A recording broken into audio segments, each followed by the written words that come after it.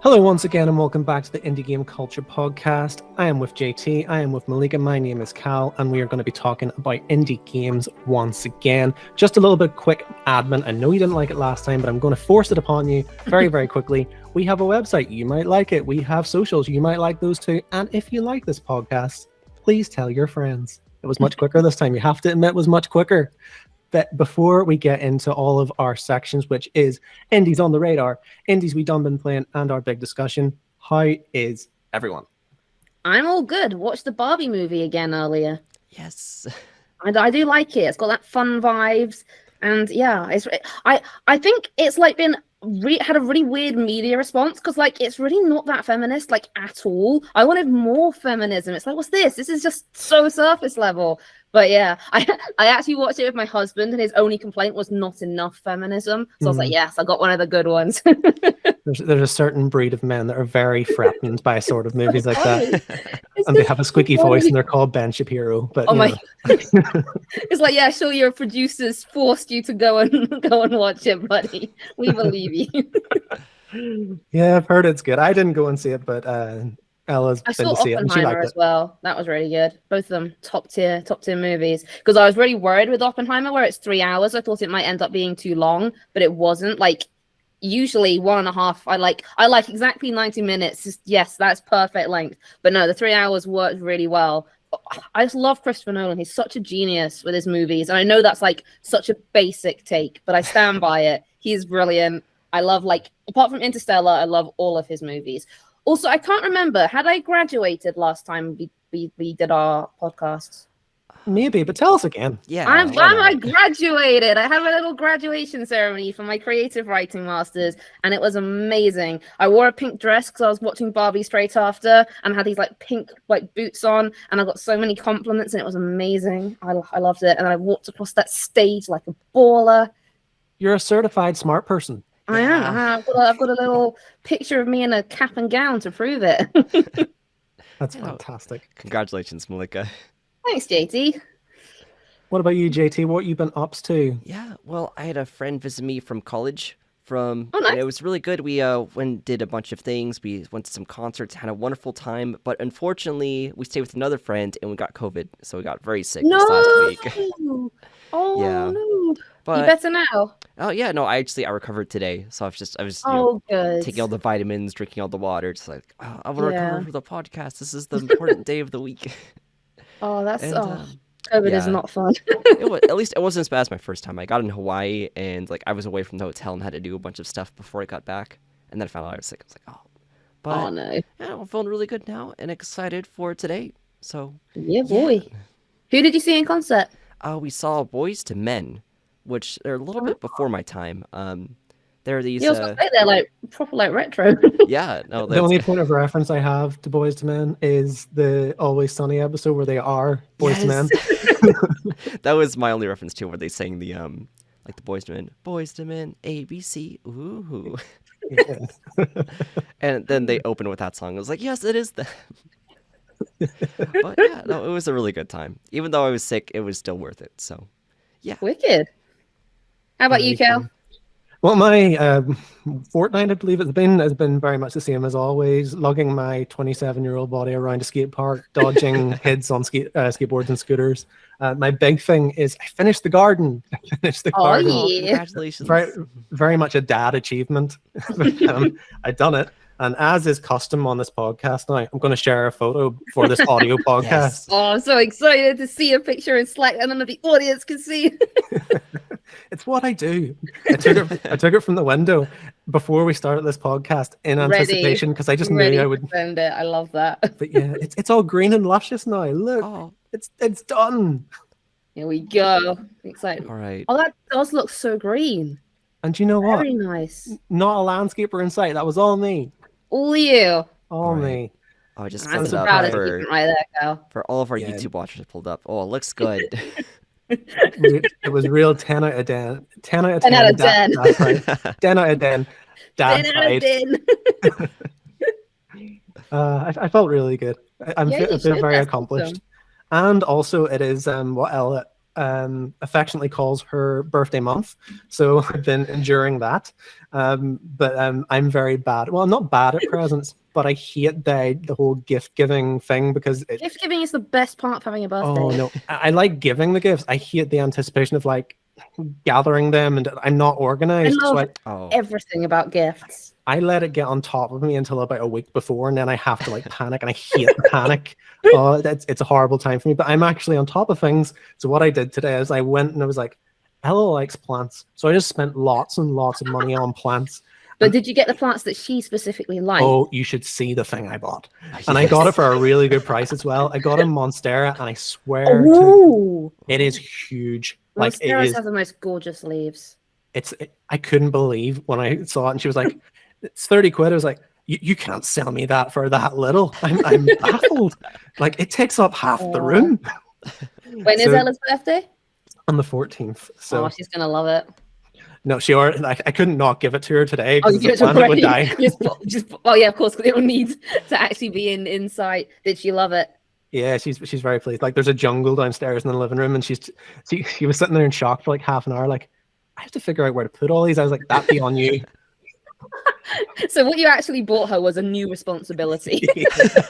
Yeah, but she was pleased all the same.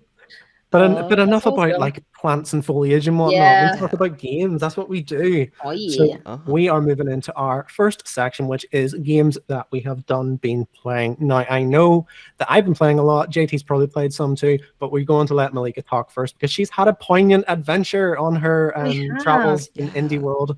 So do you want to take it away? Yeah, so last episode we were talking about games we wanted to see, and I said Venba, and Callum was like, "That looks rubbish. That's such a rubbish game. Why do you even want to play that nonsense?" I'm paraphrasing, but that's basically what it was. And Is that not verbatim? No. pretty much. But he was so wrong. I mean, to be fair, I wasn't expecting to be as hit by it as I was. Like, I wanted to play it because I wanted to explore like a different culture because it's based on the story of like Indian immigrant parents raising their kid in Canada. So I sort of wanted to expand my own horizons, and I was really surprised by how much I related to it because I'm mixed race. So my mum's English and my dad's Tunisian, but I've always been like born and raised in England, very much considered myself English. So I've never really sort of engaged with that other side of my culture, with my dad's side, and I never really sort of considered what it must be like for him having left his entire culture behind and then came to this country. But the way Venba sort of explores the immigrant experience is through food. So we have the parents feeling sort of kind of homesick in Canada and debating whether or not to go back home, and they start like cooking food from India to sort of remind themselves of home. And then when they have their child, they want to sort of teach him to love the culture, but he's grown up in Canada, and he's like, for example, his name's Kevin, but he lets the kids at school call him Kevin, and he just really wants to like westernize himself. And he's like, no, I don't want biryani, I want pizza.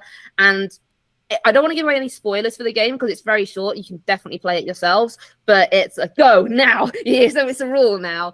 But yeah, the way it's so clever because the only gameplay moments are when you're cooking the foods. The rest of it is just you clicking through dialogues. There's no moving around or anything.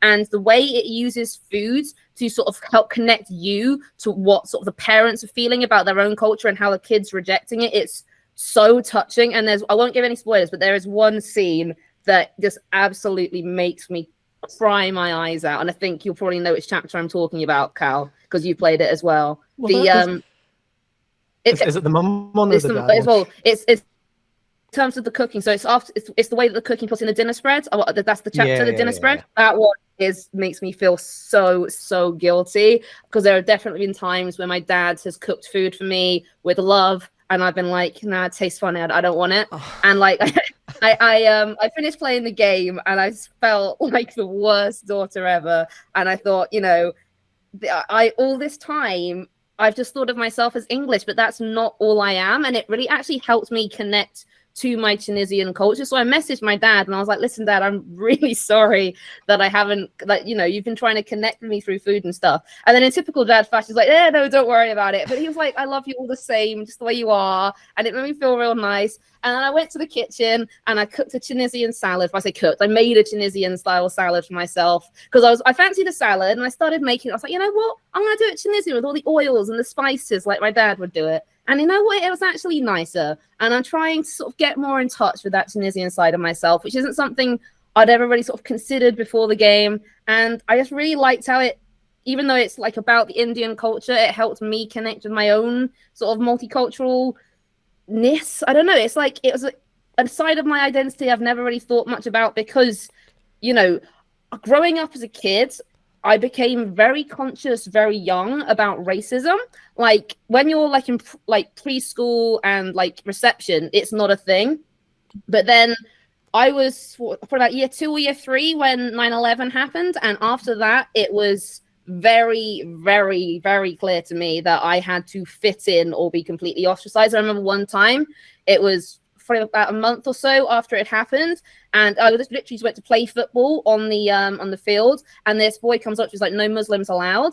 So it's just like my whole childhood was just about trying to sort of fit in with everyone around me and make myself as English and normal in quotation marks as possible. And I guess I kind of lost that Tunisian side of myself. Like even my skin, like I'm very white now. I was pretty brown as a kid. It's like my body knew what I was doing and it's like, now let's whiteify myself. So it's like, to be fair, the British weather, that will make you pale. That's true. That is so true. Plus the fact that I stay in my room playing games all day. That's it.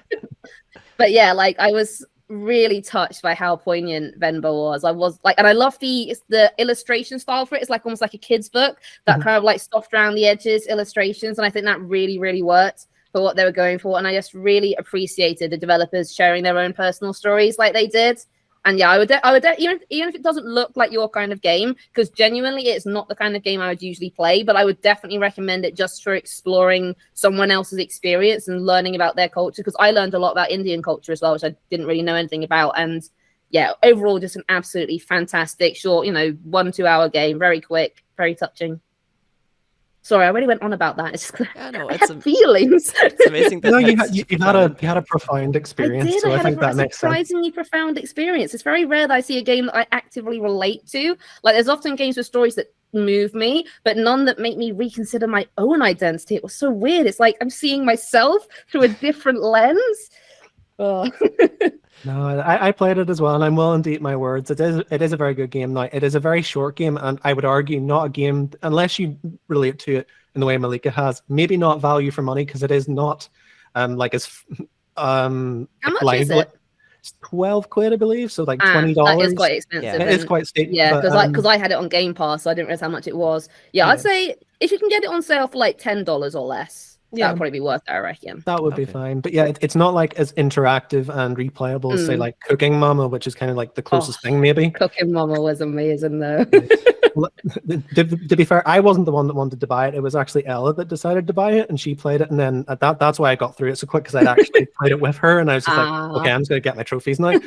But it's a very, very real story. Like it's got peaks and valleys, and like when you get to the end of it, it's not one of these stories where it's trying to like give you an emotional gut punch, and it's not trying to give you this like really happy ending sort of story. It's just like a really grounded, genuine story, and it's really nice. But at the same time, like it's not overly nice. Like it's very believable. I really enjoyed it, despite the fact that it's very honest. short. It's raw and it's honest, and I love that about it. Yeah, and like there are so many like intricate little details that you can clearly tell it's made with love. Like things like that, if you aren't paying attention, you wouldn't even notice. Like the dad Pavlan, whenever he's like something happens to him, and you get to see his work pass. And he's trying to say his name to like the people he's going to be employed by, and he spells it out, and he's trying his best to be articulate. And then whenever you see his work pass later on, they've spelt it plainly wrong, stuff like that. Just finding details that you don't think about unless you're that person in that situation. So it opens a lot of doors that you'll never really see as someone, especially myself, straight white man, have nothing to really worry about in that regard. Like that's a nice thing for me, but not everyone's in that position. So it's good to see the other side.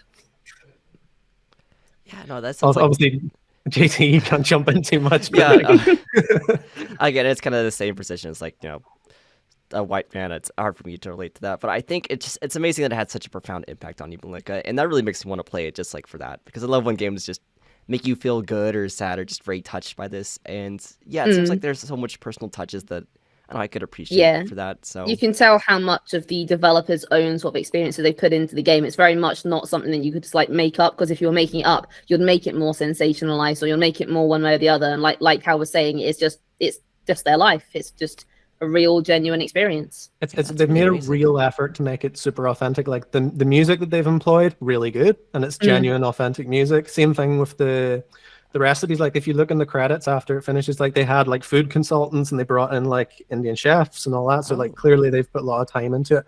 And to quote my wife as she was playing it, she would regularly see like the dishes come together and she'd be like, "Oh, F me up." Just like get that in me. So clearly she was very excited. I mean, to be fair, the meals did look proper good. I kind of want to try them, but I'm also too lazy. Yeah. They do look pretty intricate. Like I doubt that there's definitely a lot of simplification going on there. Yeah, definitely. But yeah, Venba's a very nice game for sure. I actually played quite a few games this month, because it's got I say quite a few. Like I tend to like get really into one specific game at a time. So I finished off Chicory, and it's so good. I loved it because I'd already started it last time, but I hadn't finished it, and I loved the ending. I loved the story of it, and then I just towards the end, you get to like choose your own color palette rather than having to rely on the ones for each area. And I had so much fun picking my colors. And then I found the rainbow brush, and it was like the best thing ever. And I just went back through the whole game, just painting every single screen, all the colors. It was amazing. You should see the map of my Chicory world. It is so colorful. Oh, that was my favorite part. It's like you see, like, oh, I remember that particular block. I know why it looks like that. And oh man, please share it. Actually, Melika, I want to see that too. I'll get a screenshot and I'll share it in the Slack at some point. Yes. But yeah, so then straight off Chicory, there was a new game added to Game Pass called Toem. I don't know if you guys have heard of that one. I love Toem. So I saw the logo. I was like, aha, that looks like Chicory. This is going to be another one where I get to color the world, except you don't. It stays black and white the whole time. I was like, where are my beautiful colors? I love colors. That's what I go to for a game. And to be fair, the gameplay is amazing. I loved it. I just wish it was more colorful. So basically, you play as like this little sheep dude with a camera, and it's kind of like an RPG where you use your camera to fulfill requests, and you just go around filling all the quests, getting a bus pass so you can move to new areas, so you can see the glorious Toem, which is like this magical thing that happens where there's like magical lights in the sky. And I kind of get why they've done the black and white thing, because I suppose if you've lived in a black and white world and then you see color, that would be something magical that you'd want to do all these quests just for the chance to see it. But at the same time, I want color as a player. But yeah, it was really clever. I loved the way the camera could be used. You have to like really sort of think about, okay, so how could I fulfill this particular quest using just one frame of the camera? And you have to like orchestrate different scenarios, and you had like a honk attachment for your camera, so you could just honk at things. It made me feel like a goose, like an Untitled Goose Game. So there was that. And then what else did I play? I've got a list, so I'm okay. Yes. Flutter Away, which we briefly mentioned last time. So that is the one where you again, another camera-based game where you have to go around collecting pictures of the different like butterflies. And see, this is where I feel very misled. Based on the trailer, I thought it was going to be, okay, look, there's lots of animals, there's lots of plants, there's lots of butterflies. I'll be collecting a compendium of all of them. No. It is just the butterflies. In the entire game, there are 15 butterflies. That is it. There are 15 butterflies to find. You thought there was another Bug Snacks on the go? Well, no, I was expecting more Beasts of Maravilla Island, where you collect the plants and you collect the butterflies and you collect all the things. And there's like lots of them. I just feel like, don't get me wrong, it's a great game. I loved it. I genuinely enjoyed playing it. It's beautiful. It is way too short and way too small. Like the entire like map, there are 3 routes that are incredibly short. You can literally see them from your camp zone and the camp zone. It's literally the camp zone and then 3 routes that you can literally see the ends of from your camp zone. The only reason that game took an hour, well, I think it's maybe about an hour and a half the first time, is because you walk so slow. And at first I was like, oh, this is so annoying. Now I think it is a deliberate choice by them. They'll be so focused on how frustrating it is to walk this slow, they won't be paying attention to how small the game is. Because it's $10.99 in pounds, so I don't know what it is in dollars, probably like 15 or something. And it's not worth that money. It's really good. I loved it. it needed way more content to justify that price. It needed more areas to explore. It needed more animals, more plants, more butterflies. And so what is there is good, not enough there to justify the price, unfortunately. Like, I do like there's one part in the game, you've got like a perch and you can summon the butterflies on it, and then you can explore them from all the different angles. That is excellent because you can see all the detail they've put into creating the assets for these butterflies, and there's so much like rich, gorgeous, vibrant patterns and stuff on the butterflies, but it's just not enough to justify it, unfortunately. I would say worth playing on sale, not worth playing at full value. I was about to say, because I added that topic yesterday, and you're like, I've done that, and that's done, and it's okay. I actually played it through twice because there was one part I was a little bit stuck on because some of the butterfly locations are just weird. So I played it through, and then one part took me about sort of 15 minutes to find the final butterfly in the area. So I was like, okay, I'll find a walkthrough. All the walkthroughs were for the demo only. So I was like, okay, I'll make my own walkthrough of it then. It took me ages for my dock for my Switch because I never played in docked mode, but I found it. Plugged my Elgato in, entire game from start to finish, less than 40 minutes. And that wasn't like me memorizing all the locations really well. That was just, I played it through once and vaguely recall things. Like, it's such a short game. And how much airtime does the capybara get?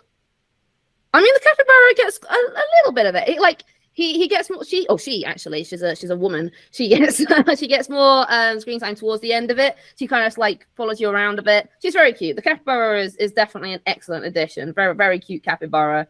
But there's just not enough. Like, if you're interested in learning all there is to know about Flutter Away, I'm in the process of writing a review, so keep an eye on indiegameculture.com. But it's a good game, way too short in my opinion. And then the last game I was playing was one you recommended to me actually, Cal, which is A Short Hike. Lovely. So I loved it. I love it's the perfect length as well. It does what it says on the tin. It is a short hike. It is nice and short. You can play the whole thing in like less than 3 hours, and then maybe like another hour or so to get all the achievements. And it's so cute. You play as this little pixel penguin, and you go around picking up like money and sticks and shells, and you get golden feathers, which allow you to like fly further and climb higher. And you've got to climb all the way to the mountain peak, and you find like treasure chests, and you meet people that you can do quests with, and it's great. I loved it. It's a nice condensed game. You know, they've got like one large island with lots of different hidden secrets for you to find, but it's not so sprawling and large you get overwhelmed by it, and it's not so small you're like, oh, there's nothing to do. It's fantastic. I've still got a couple of achievements left to get, but I'm really enjoying it. Definitely recommend A Short Hike. And although I didn't pay for it because it's on Game Pass, I believe it is quite a cheap one as well. So it's good value for money, I would say. What about you, Cal? Do you agree? Yeah, I can jump in on this one because it's one I played as well this time around. It is very, very nice. What I would compare it to is it's kind of like open world, very condensed Animal Crossing in a lot of ways, where you fish, you go and collect things, you do things for people. They're just little odd jobs, and it's also kind of a little bit like probably a Journey or something, where essentially the only goal you have is get to the top of the mountain. That's it. And to do that, you have to collect feathers. There's like a base amount that you need to actually climb the mountain. So you have to do a few quests, and eventually you get enough. Essentially, the feathers work as like double jumps. With every feather, you get an extra jump on top of your double jump.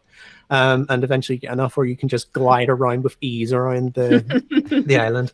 Now, I do have a couple of tiny gripes with the game, mainly based on achievements I didn't enjoy getting. So 2 things. I haven't got all the achievements, so I might forgive you on these. 2 of them are really irritating, but otherwise the game's lovely. Beach stick ball. Oh no, I like beach stick ball. But you have to get 30 to get his hat. Oh, you need 30. I've only got 26. That's so frustrating. And it's very RNG because sometimes the guy that's firing it back at you will absolutely nail it at you. Directions. Yeah. So that can be really confused. It's like volleyball played with sticks. Yeah, essentially. Okay. You got to get as high a rally as you can with the guy on the other side. Badminton with a beach ball. That's essentially it. But yeah, that one's very RNG based, so that took a little minute. But it's nothing compared to the boat race, which I hate. I couldn't find the boat race. Where do I start that? So if you want to find the boat, there's a I've got the speedboat. I just don't know how to start the race. Oh, so there's a little kid that's sitting on the rocks beside the kiosk. Oh, the one who's bored. Yeah, so you talk to him and you ask him if you want to come out with us. Okay, I'll do that then. So that's it. And then there is a achievement where you have to finish the quest in 45 seconds or less, and the controls on the boat are so They are annoying. very weird. They like switch the directions randomly. It's like sometimes I'm going left and then sometimes I'm going right. It's like, what the hell's going on here? Yeah, so that's mainly the only thing that I can rag on the game for. It is a lovely experience. Otherwise, like there's no feel state really. You just kind of float around doing your thing, It's get so enough cozy. stuff. It is the It's definition of a cozy game. It's brilliant. very cozy, very, very cozy. You get a gold trophy just for taking a nap and finishing the game. That's lovely. I like that. Aw. So yeah, the Stuart height is awesome, and in terms of like value for money, very, very good. I know it's on Game Pass now, but even if it's not, if it goes on sale, you'll get it for like £3-4, which is like $7-8. So very, very cheap. But yeah, that is what I have been playing. Oh, it looks heartwarming. I really want to try it. It's like it's just a few dollars here, so it's like, oh, yeah, that's a steal. Yeah, Yeah. you should try it out, JT. It's good fun. Yeah. Very good. So I love going on hikes too. So like, oh, it's relatable. I liked the rock climbing part. I was like, that's relatable. But JT, tell us about your things and your stuff. Yeah, so I think I mentioned last time I really got into a game that got a definitive edition called Lisa the Painful, and I really liked all of it. They had some really good scenes. There was an amazing 20-minute scene, I don't know if I mentioned last time, about a character that would just go on these really awfully long tangents about his old wife or this time he wore different socks to a dentist, and they had another scene about him talking about coupons for 20 minutes, and it was awful, but it was also the funniest thing, and I was just going through it on stream howling, because they had a fake out scene at the end where it's like, you think it's coming to a close, then it goes on for another 10 minutes, and the game had a lot more parts like that, and then at the there was a secret ending that I was really excited about that I still haven't finished, because it turns out it's a battle that you lose. The game gives you like, I think 30 or 40 so party members, and you lose about half of them in the battle. And these are characters you'd probably spent hours grinding upon, and I was so upset, and I hadn't like done enough. So I'm still scared to get back to that fight again. But yeah, I don't know. I actually want to talk about it later today in our topic for the podcast today. But oh, it was very devastating, and I was very sad. So I did go to a more comfortable game, and from there I went to Stardew Valley, because I got very sick at that point, and that was my sick game. It's just going around doing menial chores and just enjoying myself. And It is the ultimate autopilot game. yeah, oh, it was a great game to play while I was sick, and it was good. I just built my house up a bit and had myself a nice, comfortable time. And actually, just before I got sick, I got to play a game for review called Lakeburg Legacies. And Yes. that's... Was it as good as it looked in the trailer? Unfortunately, not. Oh, It had a lot of pitfalls. For those of you that's that so sad. don't know, it's a game where you're managing a medieval settlement, and like slowly growing it from a village into a massive sprawling kingdom, and the primary like gameplay loop is matchmaking people, where you'll recruit someone and then you can match them with any person. It doesn't really matter. You can match. It's actually very inclusive, like very LGBT inclusive, because you can match man to man, woman to woman, and it doesn't really matter. At one point, it was kind of funny actually, because there was 2 character models of the same woman, and I just matched them together. You matched them with It's like, oh, you're marrying yourself. twins. I was like, oh my god. And so I was really confused. I saw some kind of mixed reviews on Steam. I was like, what? I was having a great time, like for the first 3 hours, because I was like, okay, like it's typical management game where you manage, you increase your settlements, you increase your source of revenue, because you gotta send your people to lumberjack to make logs, send them to the farm to make food, and it's pretty easy at first, but later on, they introduced some health and faith mechanics and happiness mechanics, and it gets to be really out of hand, where like this primary mechanic where you matchmake people, it was fun at first, but it doesn't change at all. And basically what you have to do is they tell you this person's likes and dislikes between the 2 people, and you have to remember those likes on the date. But you can also just take a picture of that beforehand, so you just have a little They cheat expect you sheet. to just remember it. Yeah, and it was kind of adorable, because I was like, oh, let's go to a public execution together. And I was like, oh. Or they scoff at kitties, like, oh, kitties are the worst. I was like, yeah, I know, right? And it was pretty funny and adorable, but it's literally the same amount, the same things you're going through again and again. And there's one It's point repetitive. where it was funny and it was good, but it lost its charm very quickly. And then later on, I had about 150 people, and 60 of them got cholera and died. So I had to do 60 of the matchmaking sessions, and I just had to go through the repetitive audio cues and say like, oh, are they a match? And it just got very tedious. And I finished it, and I enjoyed some parts of it, but it was really, they need to fix some gameplay parts or have some way to skip the relationship mechanics for it to hold up, because it did not make it through the mid game and late game. Mm. That's a shame. Yeah. But yeah, I tried playing through it a couple times to see if I could extract some value from it, but really I just ran into the same issues where the early and mid game were fine, but late game it was too much. Also, people would break up for no reason at all after I'd spent like so much energy into like matchmaking them. They said like, oh, they're a perfect pair, but they broke up, and I was like, are you kidding me? I'd spent so much time, and I got very upset. But it was a fun experience still, so I enjoyed it. But it's definitely, I don't know if I can recommend it as is. I think it needs some balances and fixes before then. It was such a good concept. I thought it would do I was really gonna say, well. it seemed so good. It was very cute, but again, the charm wears out as you're a few hours in. You have to like matchmake people again and again, and it was very unfortunate. But yeah, that was my experience with it. At the very end, I found out if you do well enough, which I did, you unlock some pictures in the gallery, which were very cute. But I'm not going to play through it again for those pictures because it was frankly not worth it. Oh, And yeah, besides that, I'm playing a bit more of a Friday the 13th before the license expires and the game vanishes forever. So I'm excited to do Yeah, I more of remember that. yeah.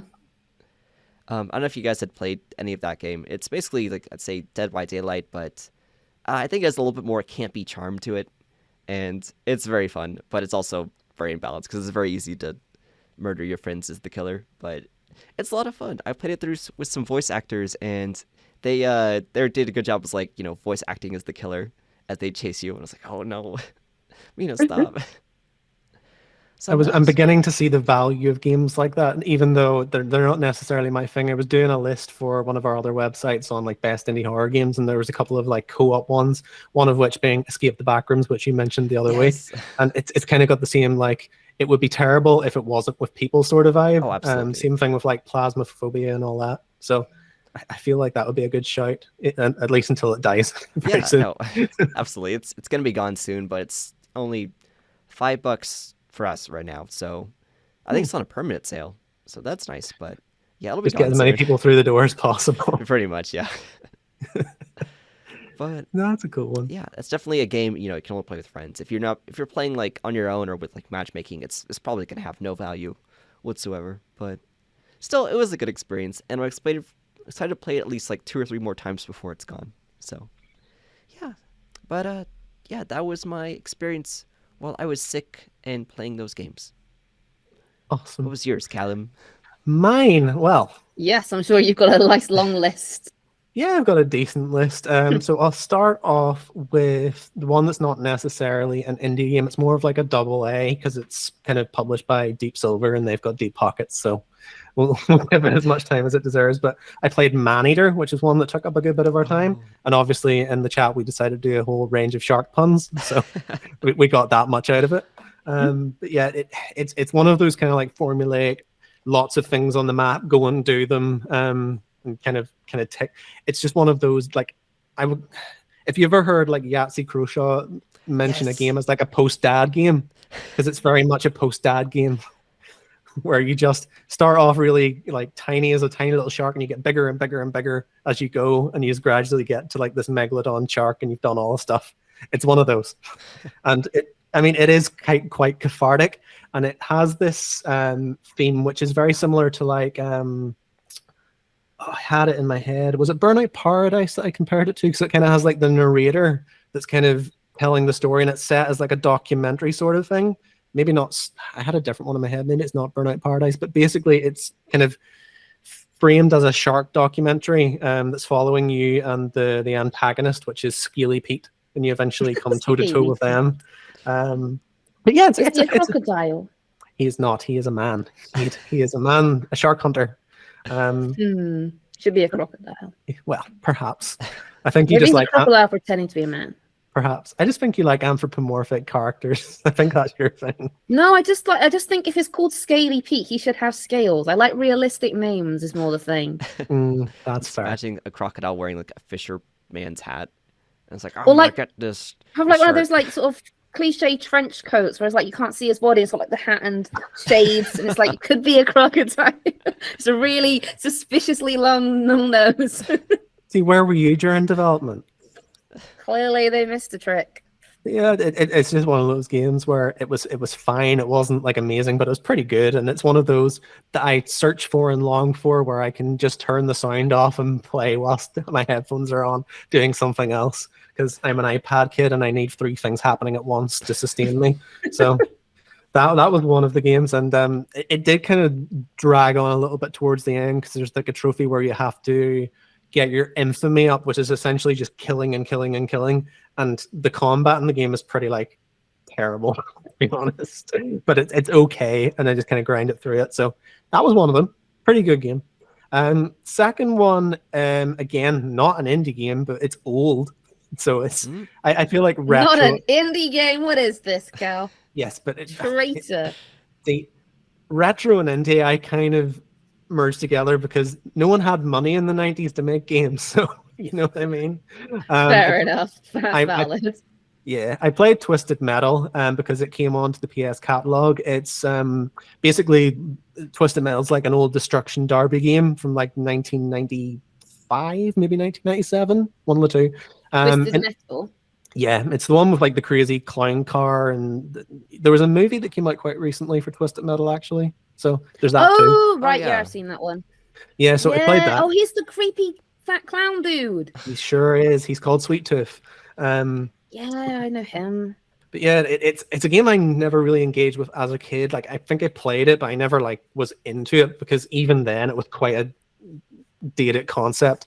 The only time I ever engaged with it even slightly, there was an old WWE game called WWE Crush Hour, which was essentially a ripoff of Twisted Metal long after anyone wanted a Twisted Metal game because they didn't even make Twisted Metal games anymore. And then they decided, oh, we'll make one and we'll license it and we'll make it WWE. And it was really bad. But I used to love the sort of wrestling games on.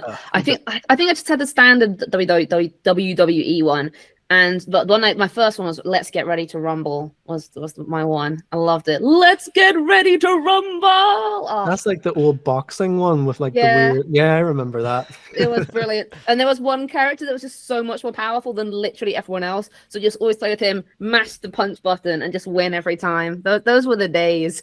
Oh, yeah. Well, it turns out Twisted Metal does not really hold up super well 20, 25 years on. Like it's pretty touch and go, but like it holds up enough where I had some fun once I got the weird control scheme down because it's really weird how they set it up. But I got through it, got the platinum and got out of there. And there is 2 and 3 on there. I will not be doing those. How long did it take you to get the platinum? Oh, only like 3 hours. It wasn't like super hard because like games weren't big back then. But yeah. It was fine. Moving on from that swiftly, I'm going to talk about Viewfinder, which I've been talking about for. I was going to say, it's like it's a standard of the podcast. Yeah, I feel like I've been chatting about that every single episode. This will be the last time, I promise. Viewfinder arc is coming to a close. Oh, never say never. So yeah, I played Viewfinder, finished that off, got all the achievements and everything, and it is a pretty good puzzle game.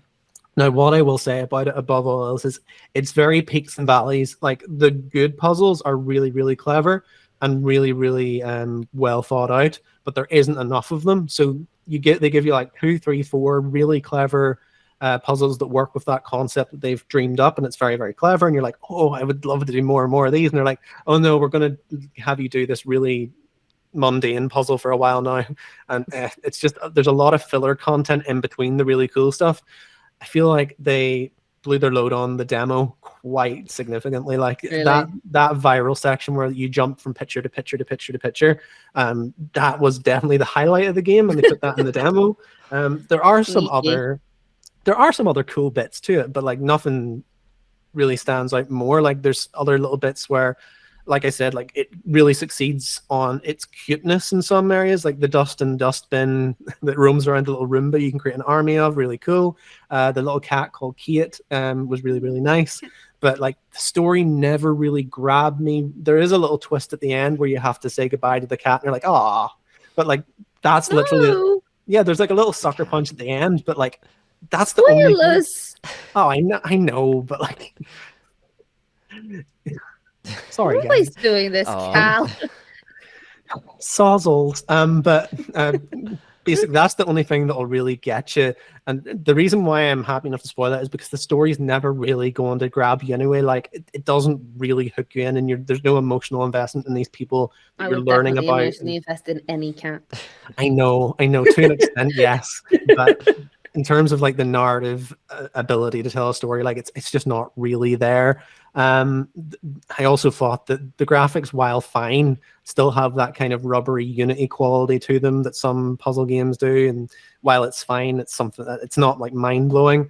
I think they've done that deliberately because they have to do this kind of like fractal design to put all of these different pictures into pictures, and they have to scale it back a little bit. But it just means that it comes across kind of average whenever you're not doing that, because you're in the hub world quite a lot. Some of the puzzles don't really involve you doing a lot of that. It's just kind of moving around things and taking the odd snapshot, and it's okay. I had a good time with it. It is also very short.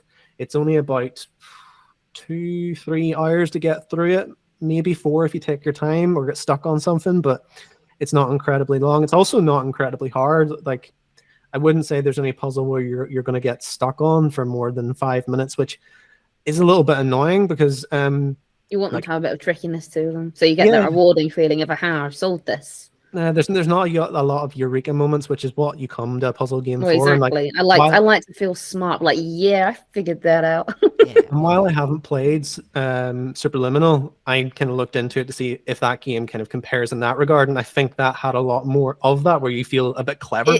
See, my problem with Superliminal, I didn't like the controls. It didn't always work properly, and I just rage quit that one in the end. I think I played about an hour, and I got so sick of the controls not always working. And I was like, you know what? I don't need this in my life. Plus, Superliminal doesn't really have background music, and combined with the fact that it's very repetitive, I was like, no, this is not enough to hold my attention. Well, Viewfinder's probably very much the same. I think it's easy enough where you're not going to rage quit it. You're just going to kind of bumble through it. You're not really going to have that much difficulty. There is a little bit of a spike towards the end because they do these timed levels, which are actually really good and really cohesive, but there's literally just one of them. And I wanted there to be so many more of them because it was really good. It was like essentially like a mini speed run where you have to like put all these things together, and it was really good. But then once you've done that, that's the game over. And I was like, well, that was a bit anticlimactic. Oh well. Kind of weird question I must ask. Like for Superliminal, that was a game where I don't think I would have enjoyed playing because I don't think I'm very good at puzzles, but I enjoyed watching someone who was good at it play through it. For Viewfinder, would that be a game, do you think you get some enjoyment? It's like, oh, that's a clever thing that they figured out. Or to an extent, I think you would enjoy the mechanical side of it, especially the good puzzles, because the way that they take this one concept, which is on base level quite a limited concept, it's basically your point of view, and they do a lot of things with it. But some of the things they do are really clever, and some of the things they do are really, really basic and boring. And there's just a lot of filler stuff in between the cool stuff. But like I said, it kind of gets by on the easiness and the silliness sometimes. Like I said, little Tamagotchi you can play with that I mentioned last time, and then there was a little level where you can jump into like a top-down Zelda sort of map, and then you can find little jump power-ups, and it makes you kind of bounce up into the air like really high. There's little things like that where you find little pockets of joy, but like there's just not enough, and it's very short. But it's fine. I think if you catch it on sale, that's the way you would probably take it on, because I think it was like 20 quid, so maybe like $30, and that's quite steep for that's very expensive for a game like that. I think they're just aware of how viral the game was, and they were like, okay, we're going to give this a go because I think people are going to latch on to this. And I think people did, and I think people probably felt quite shortchanged by it, because I certainly did. Well, I would imagine, like, if you consider, like, for example, Hollow Knight is only like 15 quid, and that's got all that content, and they're putting theirs more expensive than that. Like, it can't be that long of a game, presumably. No, it's like literally 3-4 hours if you get stuck. That's what I figured.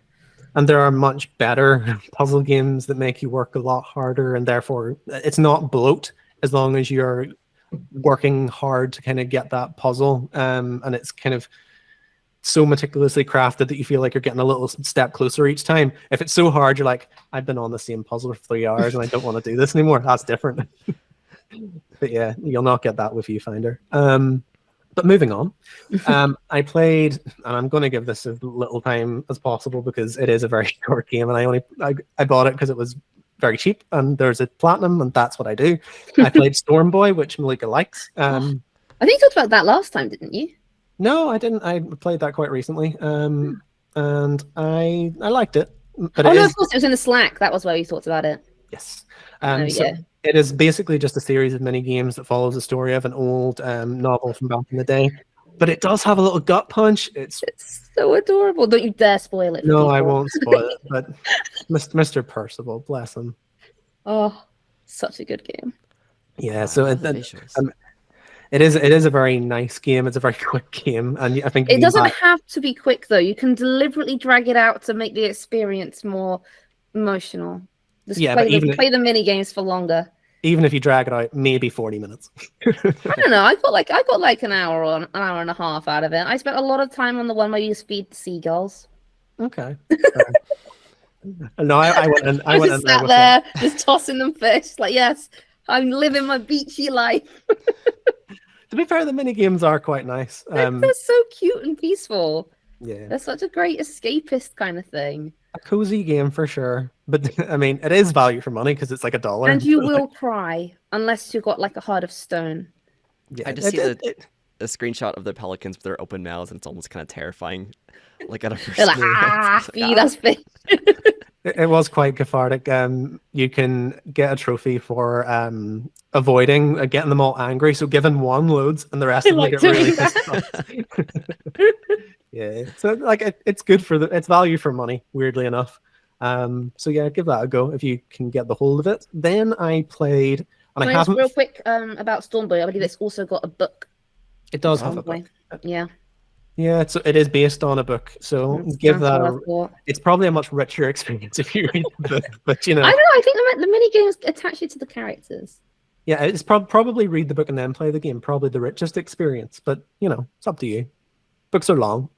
Yeah. Yeah, so I also played a game called, and I'm really surprised no one talks about this as a platformer. I haven't finished it yet because I had to jump onto a couple of reviews. But I played Gris, Gris, Gris. Oh, I never played that one. It got taken off of Game Pass before I had the chance to play it. Yeah, so I've heard good things about it. Artistically, it's phenomenal. And it's also one of these games that tells this quite like abstract story the same way as like Journey does, and where there's absolutely no HUD, there's absolutely no like button prompts or anything like that. You just kind of pushes you off and you go, and it's all very much intuitive, and it's very, very cool. So in terms of the art style, like I would compare it a little bit to Spiritfarer, but it's probably a slight difference on that because it's, I don't know how I would describe it, but it's kind of like that cartoonish style, 2D cartoony style. And the way that it uses color, so you start off in like a world without color, and you're essentially working your way through and discovering all the colors again. So you get red, and then the world becomes this like lovely red world, and then you find blue, and then it becomes a world about water and like stuff like that. So very, very cool. The mechanics are also very intuitive and gradually like build the character up so you feel like you're always getting something new and fresh every time, so it doesn't go stale. And it's only like, I would say maybe 3-4 hours long. I think I'm like 80% of the way through, and I'm maybe 3 hours in. So in terms of the graphics, it reminds me quite a lot of Chris Tales as well. Don't know if you ever played that one, but so yeah, so that would definitely track as well. But in terms of it's the use of color, I think, to sort of recreate that contrast. That's great. And no, the only thing I would say about it is I find the story a little bit too abstract to kind of find any meaning from in the way Journey, where it's very obviously like a symbolism of life, death, and the afterlife, and just that cycle. Like you pick that up pretty quick. Grace is like, Yeah, it's very, very pretty, and I love the sound design, and I love the game's mechanics. I don't know really what's going on, but I'm liking it. So yeah, I can't attach a lot of like meaning and profoundness to it, but like it is a very, very nice game, and I'm enjoying that. And maybe it's going to hit me at the end with all the meaning, and I'm going to be like, I bet my words, it's nice. I completely understand the story. But yeah, that was one I've been playing, and the last one was a game that I played for review, and I trashed it because it's terrible. I played a game called Adore, which I briefly mentioned maybe a couple of podcasts ago. It's a game that it's touted as a animal taming roguelike game, which kind of has this like top-down style akin to like Tunic and Death's Door, but also things like World of Warcraft and League of Legends and stuff like that. So it's kind of a I don't like the assets. They look way too main. Like it's the same assets you see in basically every single game. Yeah, so that's part of the issue that I have with it, that it is quite basic. So the thing that it kind of hangs its hat on is it's got an animal taming thing in it, and basically what you do is you go out into these worlds and you gather up these particles, then act as, I suppose, like Pokeballs if you want. If you have one, you can catch a basic one. If you have two particles, you can catch a blessed creature. 3 gets you a legendary one.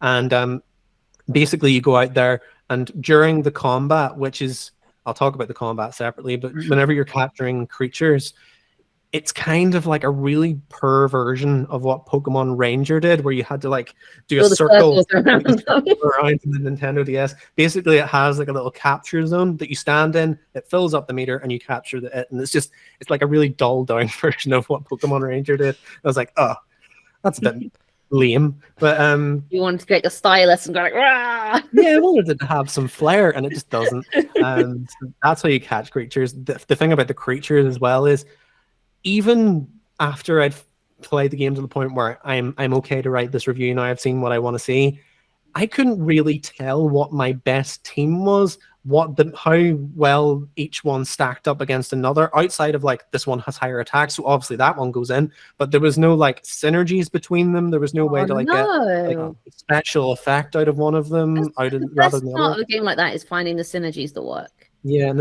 there wasn't anything like that. It was just like, if there was a thing where, well, let me explain the combat because it's terrible too. So the combat is basically you have 4 animals that you can take with you at one time. They all kind of correspond with an action button, so X, square, triangle, circle, or the other ones if you're on Xbox. But basically, if you press one of those, it sends out the animal. The animal does its kind of like RTS attack. It goes and swipes, and then it comes back to you, and you can recall it at any time. So it's about timing the release and then getting the swipe in and calling it back before they get a hit in. So in terms of the concept, I quite liked it. Yeah, that's interesting. But in practice, it's basically like you are a bystander in this game that sends out your animals to do all the fighting for you, and you are like this vulnerable little guy that kind of just dodges it around and stays out of the periphery of the battle, and it makes you feel like you are just there. There's no real strategy to it outside of I need to recall them before they get hit, but because there's no synergy, there's no like I need to put this creature out to fight this one because this one's weak against that, because there's nothing like that either. It's just I'll press the button of the one that has the most health and hopefully it won't die and it'll come back to me, and it's so that sounds very boring. That sounds very tedious.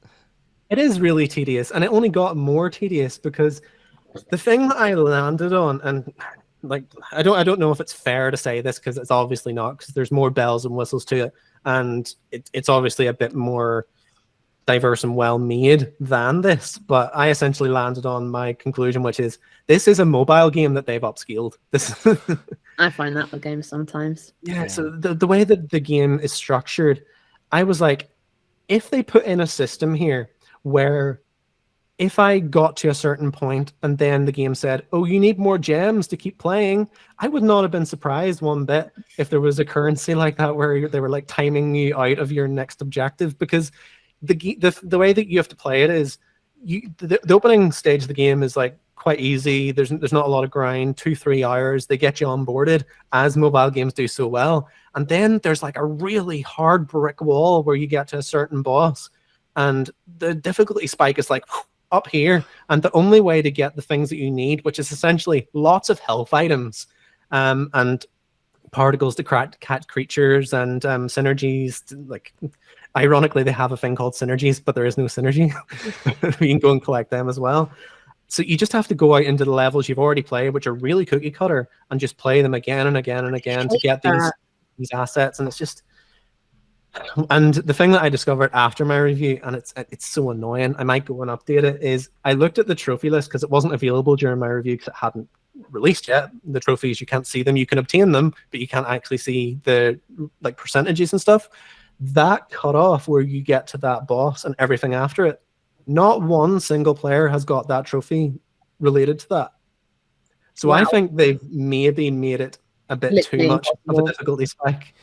And that really speaks volumes about what the game is. I think they had something in terms of the concept, but it's really poorly implemented, and they hung their hat on it as if this is going to be the coolest new thing. You've never seen anything like this before. And I'm like, I mean, it's technically true because it is. I've never seen it before, like the way they've implemented it, but it's not fun. Not good. It's a reason it's not been implemented. But what I did say is, if it was a mobile game, I'd be like, yeah, it's actually a pretty good mobile game. But it's just. I think I closed off by saying I can practically hear Tencent salivating at the idea of taking this. So yeah, that was the last one I played, and it was a real letdown. And I suppose I can say this, and JT can also say this, but we can't say anything about it. Yes. We are also playing Blasphemous 2, but the embargo is till the 24th, so we will not be able to chat about that for a while. But it's awesome that you got it so in advance. Yeah, it's nice that we can get ahead of the pack for a game because it's not usually the way it goes. But yeah, we're having fun with that, and that's all we can really say. But yeah, that's all the games that we done being playing. No one else got anything to add? Just a mixture. I mean, I've been playing more of Cozy Cat Cafe, but I bought all the upgrades. There's just basically nothing for me to do now except hatch more fairy eggs and collect all the fairies. Oh, and there was us talking about nefarious mobile games, and you bring one up. There you No, go. because I haven't had no, because aside from that first few days of watching adverts, I haven't had to watch a single advert because I managed to earn enough gems to buy advert skip tickets, and then I use them to get enough gems to buy more. So it's been in a cycle, so I've not had to watch a single ad in ages. I was smart about it. Got it all out the way in the first few days. But yeah, I feel bad for people who have actually spent money on it, though, because like all of the content in less than 2 months, it's crazy. It keeps wanting me to buy extra stuff. It's like, no, I'm only having the free stuff. Yeah, but I can never give myself those mobile games because while it does kind of it scratches the rat brain, and you kind of gradually it's kind of that post dad game sort of vibe again where you gradually start with nothing and you build up and up and up and you see it become this metropolis and you're like, oh, my cafe is glorious. Oh yeah, there's actually something for that I want to talk into, like the games coming out this month, but it's like, oh, I'll leave it for that post dad talk. But yeah, it's essentially you get to this point where you've built this metropolis, you step back from it and go, I will delete it probably next month. You're like, this was all for nothing and I wasted all my time. Yeah, exactly. That's how I get with games though. Like I'll play it and then I'll just never touch it ever again, ever. I know myself. It's just for now. It's a for now game and I'm fine with it. Yeah, I feel like I need to have like walk away with it from like with an emotional payoff or some kind of thing like, oh, I built this amazing thing that I enjoyed, or it's like, oh, this was a journey. But if it's just like I get to the end, it's like, oh, yeah, it was all for nothing. It's so disheartening. It's like it had cute cats that distracted me for a few minutes at a time. That's all I need from it. Well, there you go. That's an endorsement for Cozy Cat Cafe. It's not really an endorsement. It's just there. It also might be Campfire Cat Cafe. I think I keep calling it Cozy Cat Cafe, but I think it's actually called Campfire Cat Cafe. And we are not sponsored, just so you know. We're not. It's okay. Don't spend money on it. Don't spend a single penny on it. It's just, you don't need to. Well, that is a game for now, but there are games that are on our radar that are for later, and they will be up in our next section. Ooh, stick around. See you soon. We're back with section 2, which is indies on the radar. We're going to be discussing our games for August and maybe just slightly beyond. Who wants to jump in and tell me the games they are excited for? Why don't you start for once, Cal? You never get to start. That's so lovely. Thank you very much. I'll jump in. So one of the games that I'm very excited is coming to PlayStation. We've done a news article on it on Indie Game Culture. It is now coming to Xbox. and PlayStation, it previously wasn't, is Bomb Rush Cyberpunk, which I brought up last week, but I have now looked into it because I care now. And it is basically a game about skateboarding, BMX, like extreme sports, that THPS, Tony Hawk's Pro Skater kind of vibe, but it's also kind of like a spiritual successor to things like Jet Set Radio and Sunset Overdrive, and maybe on not High on Life, Hi-Fi Rush to an extent, maybe in terms of art style alone.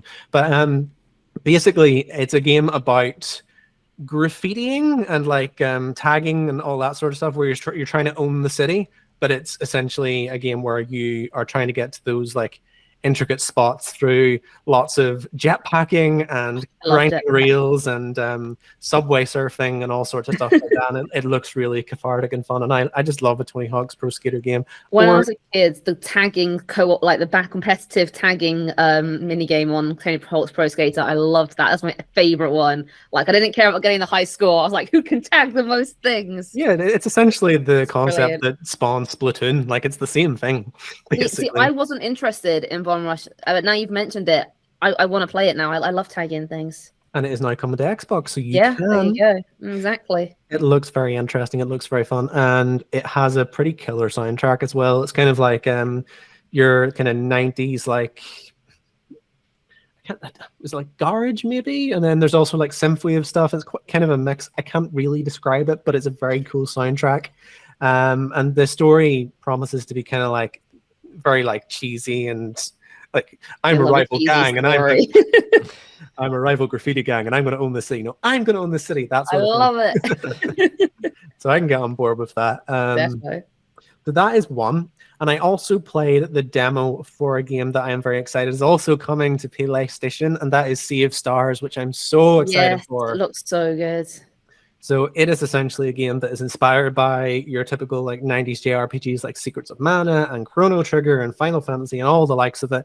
It basically takes that old style JRPG real-time strategy approach, the one that I can actually get behind, because generally I hate real-time strategy games, or like turn-based strategy games probably is the better term. I genuinely despise them, and I've really had a labored relationship with Final Fantasy amongst other things. But this I can get on board with because it's nostalgic, and they've also done a lot to make it quite interactive to an extent. So I've only played. It's going to be really interesting. So in terms of what I've seen from the demo, to quote Michael Scott from The Office, whenever he gets dumped, I don't want the whole thing. I just wanted a taste. So I went in and I played like an hour of the demo, or maybe not even that. And it's an hour of the demo. That's not even that. I played maybe it was 40 minutes. Still, it's quite a lot for a demo. So they just took little patches and like they redacted a lot of stuff just so you don't spoil stuff, and it was quite a well put together demo. And there was little hints where like you can't go into this bit yet, but if you stand here, we'll play the music that would be in the section. And the music's really good. I really like the soundtrack. It's very 90s JRPG, very chiptune and very nice. Nice. I don't play demos, but I like to experience the whole thing. Well, this is it. Away, so I'm impatient. Generally, I don't play demos unless they say your progress in this demo will count towards what you do later on. That's one of the main reasons I don't. I get so. Well, I don't want to condense the experience myself, but B, I get really mad. It's like I've done this already. I don't want to have to do it again. Now, sometimes I can get on board if they say, if you play this demo, we'll give you an item at the start of that. I can also get on board with that too. But yeah, I wanted to play this just because I had no point of reference as to what kind of JRPG it would be, because some of them I really can't get on board with because it is very much ultra strategy, really meticulous. We're going to punish you if you get anything wrong. And there's also like a little area of these kind of games where it's not necessarily turn-based, it's real-time strategy where if you like sit for a second and think about your move, they're going to go again, and I hate that so much because I want my thinking time. But yeah, this one's very cool, and there's also little things about it that kind of make it more modern. So the graphics are very, very modern, but they keep that retro style. It looks beautiful, it sounds beautiful. The characters and the writing, I quite like it because it doesn't take itself too seriously. It's quite silly from what I've seen. It's kind of got that JRPG feel to it, and I'm very excited to see how they take the story and eventually have you fight God at the end, because that's what you do. that I'm excited to see that. And as well as that, the combat with the 90s RPGs, obviously they were very limited in what they could do. So you would pick your animation and your battle attack you wanted to do, and it would just carry itself out. But with the stuff in this game, you will pick certain skills, and they're interactive, kind of like mini games. So, for example, there's the character Valerie, that's like the ice character, if you like, and she has like this ice orang, or I can't remember what the exact moonerang, something like that. And basically, what you do is you throw the boomerang, and it says X to deflect, and it's like a game of tennis where you have to kind of like ping pong, and every time you get an extra hit, that's more damage to them. Oh, brilliant. And they do that with a lot of them, and it's very, very cool. So it keeps things interactive throughout the battle, so you're not just kind of sitting there and going, okay, the attack's done, and then they're going to attack me, and then we'll go again. So I like it. It's very, very cool. And I think that's probably the one that I'm most excited for in quite a long time, No, actually. I'm really looking forward to this. What's the date that's coming out again? Oh, I Is don't it know. 27th, 28th, something like that? It's either late August or early September. I can't remember. I think it's late August. It's coming to Game Pass. So I think it's definitely 20-something of August, but I can't remember exactly which one. It's not a million miles away. I will do my review for Blasphemous, and I'll jump straight onto it. It'll be lovely. 29th of August. There you go. I'll have a little bit of time to recuperate. Yes. Then moving on, I'll try and stay away from the ones that I know you two have written down. So this is one that I'm not necessarily interested in, because it's never been something that I really engage with. I think I played maybe the second or the third one, but it's very kind of, if you don't play it Does it begin with B? No, it does not. But this is one that if you don't play it co-op, you probably won't get that much out of it. They're making a fifth Trine. Now, I've never been a big fan of Trine, but obviously it's a very popular series. People enjoy it. It's kind of like the kind of 2D. Yeah, I played one of them on Steam. Yeah, so it's not something I'm into. Years but and years ago, actually. I just feel it deserves mentioning because it's like the fifth one. They've made 5 of them. People like them, clearly. And I can see the appeal, but I could never quite get into it. And I feel like it's very much based on your experience with others. And if you play it solo, it's not going to live up to it. But that was very cool. And then another one, and I don't know if JT will have written this down, but it's one of those that's very much in JT's ballpark, but it is quite niche at the same time. There's a game called Daymare 1994 Sandcastle, which is I saw that one. That does feel very JT. It's a horror prequel to a game called Daymare 1998 Sandcastle, I believe. I've never played that myself, but I had to look into this game, and it gives me big like niche Japanese RP or not Japanese horror vibes, and it looks so creepy. Oh man, I can already tell this is horrifying, but I love this. Yeah, I immediately was like, JT will love this. I was like, this is so not me, but this is definitely going to be JT's wheelhouse. I can appreciate games like that, but I very much have to be in the mood. I feel like JT just jumps into that going, I'm going to be terrified and I'll enjoy it. Yeah. Very different mindset. But yeah, that one looked very cool. And then I guarantee that the other two are on yours, so I'm going to let you speak about them. Why don't you say it, and then we'll jump in if it is. Yeah, well, I know they are. So first one is Goodbye Volcano High. Just stay back, Cal. Stay back. So that is yours. Feel free to jump in and talk about it. Okay, yeah, let's go. Yeah. So Goodbye Volcano High. It's got a lot of things going for it. So it describes itself. As a cinematic narrative adventure about love, change, and the end of an era is how it describes itself. But basically, you're a bunch of dinosaurs in like high school, and it's got like rhythm game elements. It's got like narrative elements. It's all about discovering yourself and falling in love and forming a band and surviving school. It's just got so many things going together. But based on the trailer, the soundtrack for it is going to be epic. It's got such cool, because it's got the rhythm game elements to it, the music has to be on point, and it sounds like it's going to be. The trailer, I think it's all original like songs and stuff they've created specifically for it, and it just sounds really, really cool. they're like dinosaurs, but like anthropomorphic dinosaurs. Honestly, I find it kind of creepy. I'm sure there are some people who find it cute or whatever. For me, it's like the faces don't fit with the bodies, but it certainly stands out. It's got an interesting art style. But I love anything set in a school. I love stuff like that, like Dodgeball Academia, Kraken Academy. Like, and if it's got like academy or school or college in the title, 2 Point Campus, literally anything school related, I'm like, yeah, this is so cool. So I'm very excited to discover that kind of like teen drama side of it, which I never grew out of. It can very much go one or two ways for me. Like I love games like Oxenfree that are very like teen boppy like horror, but like I can't get on board sometimes with like the Degrassi Highs sort of vibe. No, that's what I want. That's what I want. Anything sort of like teen drama. If it feels like it would be like a show on the CW, that's what I'm after. Yeah. But yeah, it looks like it's going to be pretty cool, and that's 29th of August as well. I'll definitely recommend checking out the trailer because there's just so much going on. There's bound to be something in there that will appeal to you. And then what was your other one, Cal?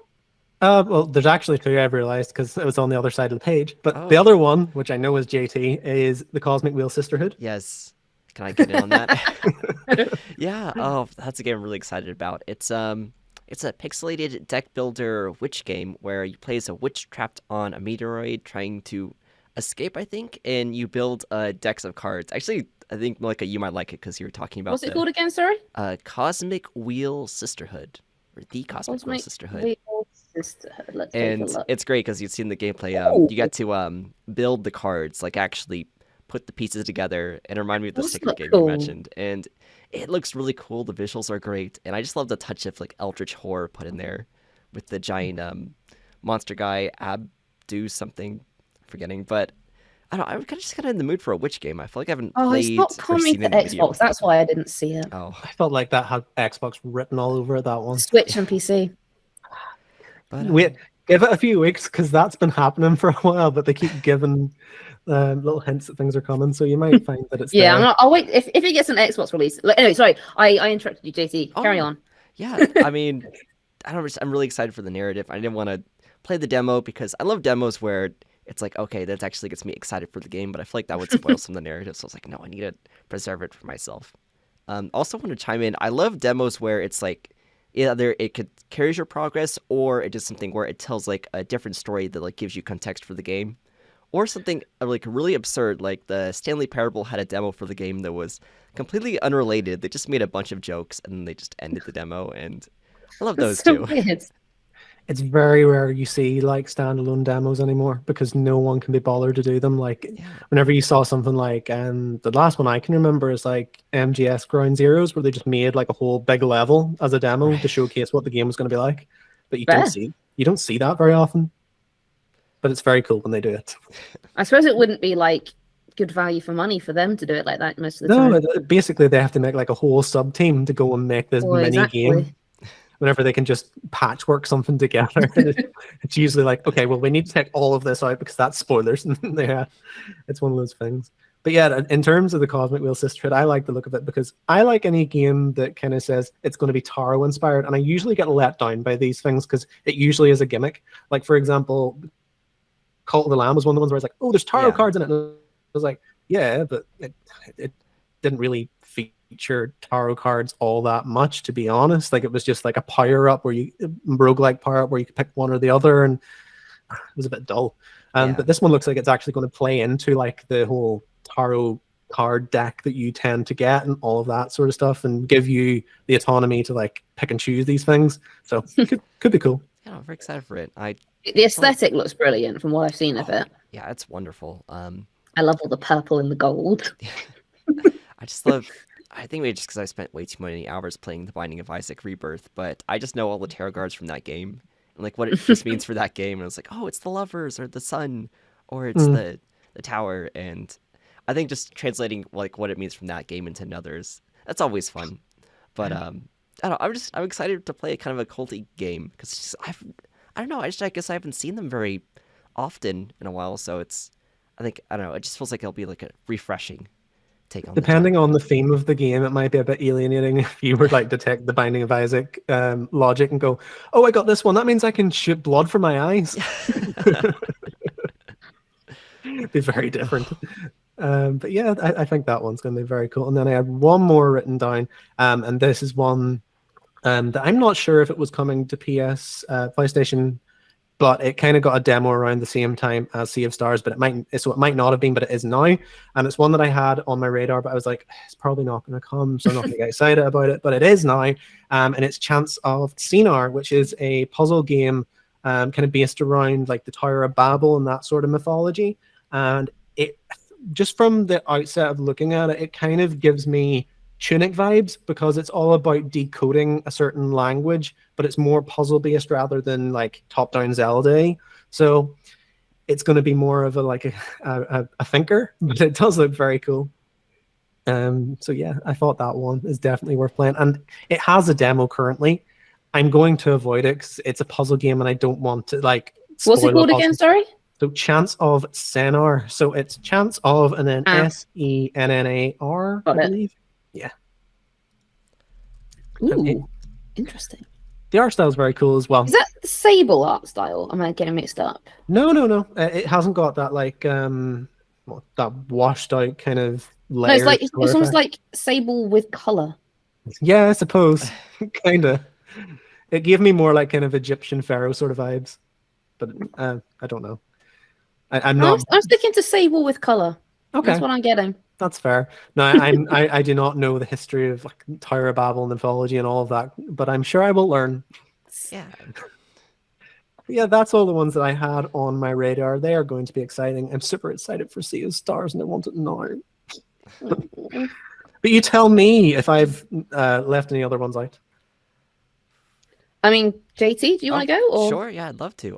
Also, I want to touch on, I can't believe I forgot to mention, but for the Cosmic Wheel Sisterhood, for building the cards, I probably should have mentioned for you, Melika, but there you can make some kind of silly cards. Like you can make a horseman creature thing, like just this person with the horse head, like BoJack Horseman, basically just doing something funny with a trumpet. Or it's customization is key for Melika to play a game. Yes, I do like. Yeah, exactly. Customization is my thing. So it looks like there's a lot of stuff you can just make from the game and just have fun with that alone. So yeah, but the other game that I'm really excited for. More just the gameplay doesn't look amazing, but the visuals look phenomenal. Is called Videoverse, and yeah, it's a kind of a social networking kind of game where I've seen a couple of those, and basically like where it's kind of like a literature novel kind of game that's told through this social media text and message. So it's kind of epistolary, but the game's filled with a lot of very handcrafted cutscenes, and the visuals just it looks really good. Looks really interesting, yeah. Yeah. So very, very narrative driven, not a lot of gameplay sort of vibe. Yeah, so part of me is like, I don't know if I'll enjoy that part, but I don't know, the visuals do look that good that I can get into that for that reason. But yeah, it's like you just have to accept like, okay, I may actually not enjoy any, gameplay part of this game, or there might be not a central loop besides like just clicking forward. If it's a visual novel, it's a roll the dice, and it's usually a very one-sided roll the dice. Yeah. But I'm excited to try that out. There's demos for both those games. I think I'll try it for Videoverse to see if I can palette it some more. But fortunately I was more sick, so I didn't have enough time to go through these games. But those are two that I'm excited for, and there's one I can't talk about it, and I'm already playing it now, so I'm stopping there. Does it rhyme with Phlasmus? How would you know, Callum? But yeah, anyways, that's my spiel, and I'd love to hear your take, Melika. Yeah, I guess I'll jump in with mine. So there's a couple coming out. Unfortunately, they're not coming to Xbox, but I'll mention them anyway, because if they were, I'd be right on them. So technically it released today, but I wouldn't have had a chance to play it anyway. So this is Pilfer Story of Light, which is like this really cute platformer with a raccoon, and it's just like your basic 3D platformer, but it looks cute and it looks pretty. So if you like other cute 3D platformers, you may like this one. I don't know. I haven't played it. Like I said, it's technically out today, but that's not enough time for people to know it. It counts. But it looks adorable. So that was one I immediately caught my eyes. Like, oh, cute little raccoon. And the levels actually look pretty decent. So it could be decent. And then the other one is City of Murals, which is kind of like this action platformer roguelite type thing with like these really sort of cute graphics. And again, it's like a very It doesn't look like it's doing anything new, but it looks like it'll be fun to play. I'm trying to think of what it like reminds me of, because it definitely reminds me of something. I just cannot put my finger on what it is. Like it's not like that standing out, so it's kind of generic, but it reminds me of something very specific, and I cannot for the life of me remember what it is, and it's really annoying. But anyway, the graphics are very sort of like that cartoony 3D platformy style, even though it's not really a 3D platformer. But like some levels require guns, some don't, some kind of like require abilities, and it's about kind of surviving the different environments and adapting to the scenarios you find yourself in. But again, that's one that's coming out only for PC, so unfortunately I will not be playing it, which is sad, but maybe it'll come to Xbox eventually. And then one that is coming to Xbox is Moving Out 2, which is just absolutely, like I said, it's out on the 15th, and I played the first one, and that one was just hilarious. So I feel like this one will also be hilarious, because it's just absolutely chaotic. It's technically you can play single player, but you play it co-op, otherwise you're not gonna get the you fun will out have of it. a terrible time based on how I played Overcooked on single player.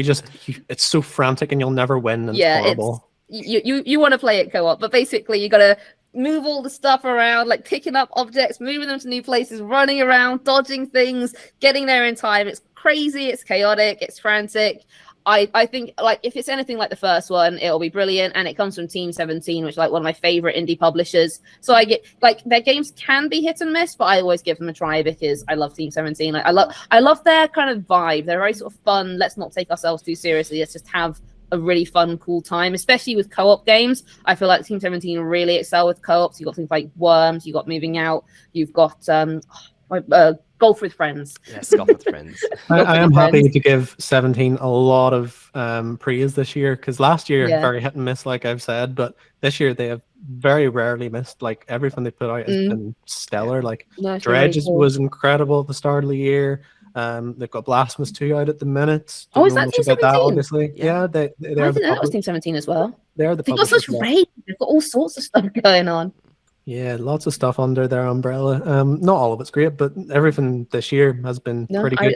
Killer Frequency was another one. They've been doing great stuff. Yeah, no, but yeah, Moving Out 2 should be, if you've got friends to play it with, it would definitely be something worth like being on your radar, because the first one was hilarious. I had so much fun with it, and I'm excited to see the differences with Moving Out 2. Those games are banned in my house, because I tried to float the idea of Overcooked, because I'm always trying to find co-op games that we can jump in on together, and that is not something that's allowed in the house because it causes fights. Stress and arguments. Yeah, I get that. It's it can be a friendship destroyer depending on how high strung you are. If you're relaxed and you don't mind about losing, then it's fine. But if you want them to be doing a specific thing and then they're not doing it, it can cause tension. See, I'm a very laid back person, and Ella has general anxiety disorder, so it's a very bad mix when you put it into that scenario. Yeah, I mean, I'm not gonna lie, I'm the high strung one in those situations. If I am playing and I know what they should be doing and they're not doing it, it's like, what are you doing? You're supposed to go that way. You're supposed to be helping me. What are you? I'm just the guy over in the corner cooking a burger, like, I'll get it done. I'm very much the problem child in those games where I'll just throw food at people because I think it's funny. Oh, it's like, JT, get to work. I could not play with you. I could not play with you.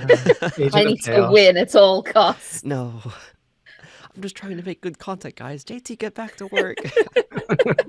The ultimate agent of chaos. Love it. Oh, dear. But yeah, that is our games on our radar, unless I am omitting anything. Am I? No, I don't think I'll so. say there's, I forgot to mention, there's Unpacking. It's already out and it's been out for a while, but it's coming to iOS and they're slashing the price like in half. So okay, it's quite really well as a mobile game. Yeah, I feel like because it's very like drag and droppy, so I feel like that's a game where I'll get on my phone or tablet and just curl up on my couch and drag and drop stuff, and I can enjoy it from the comfort of that position. So yeah, it's definitely a game that will translate very well. Yeah. If you've not played that before, it is lovely. A bit tedious, but yeah. If you do it like, I think we argued about this last time. Yeah. It's very much, if you don't play it from start to finish, you'll lose out on the story. But you know, if you do it in breaks, it's also quite cathartic too. You've heard it already. We're ending this section. When we come back, we'll be talking about our Room 101 pet peeves in indie gaming. So stick around for that. And we are back again for the final section in our big discussion. We're going to be talking about Room 101 ideas for indie pet peeves. Just to give a little bit of background on what Room 101 is for people that are not from the UK, like myself and Melika. Room 101 is essentially like a British comedy show where the concept is you come on, you bring pet peeves that you don't enjoy, and you cast them into Room 101, which is like this black void of nothingness where it disappears forever and it's never a part of your life ever again. So people that chew loudly or people to take too long in the shower or whatever it happens to be, you can cast that into oblivion, and we're going to be doing that with indie game specifics. Who wants to begin and talk about their horrible things they hate? I'll go first because it's my very lukewarm take that will not. I'd be very surprised if either of you disagree. So this is when an indie game can't afford a voice actor for their dialogue. Fine. But instead of doing either like a fun, cute sound effect or nothing at all, they do like a series of beeps. So it's just like beep, beep, beep, beep, beep when the person's talking to indicate that there's. It drives me insane. I can't stand it. It's like either do no sound, a cute sound, or voice acting. Don't just put beeps or like mumbles, like really vague mumbles. If the sound effect for the talking is just an annoying sound, I would just rather it's just not there at all. I don't know why they put it in when it's just going to annoy me and drive me insane. And you're looking weird, Cal. How can you possibly enjoy the sounds? I'm on board with you in principle, but I've never actually really noticed this in practice. Like, can you give me a game that does it? I mean, it's hard. It's like, I mean, I can, but it's just because it's so niche. Panda Punch. No, I have not played Panda Punch. Right, okay, it just happens a lot of like the smaller indies, okay, or like the ones with like a limited budget where they can't afford. So I don't care if they can't afford the voice actor. I don't expect it, but it's don't either put one small sound effect at the start or have like a cute sound effect that happens the same thing, but like. Don't make it like mumbly or beepy. It just comes up every now and again in a game, and it really turns me off. It's like I don't want to play this anymore because it's just gonna keep hammering away at my brain.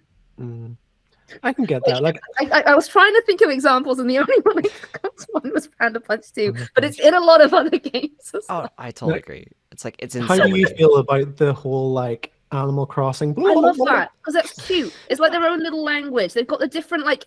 You can hear their accents through it. You can hear the inflections and the emphasis. That is fine. I don't need words.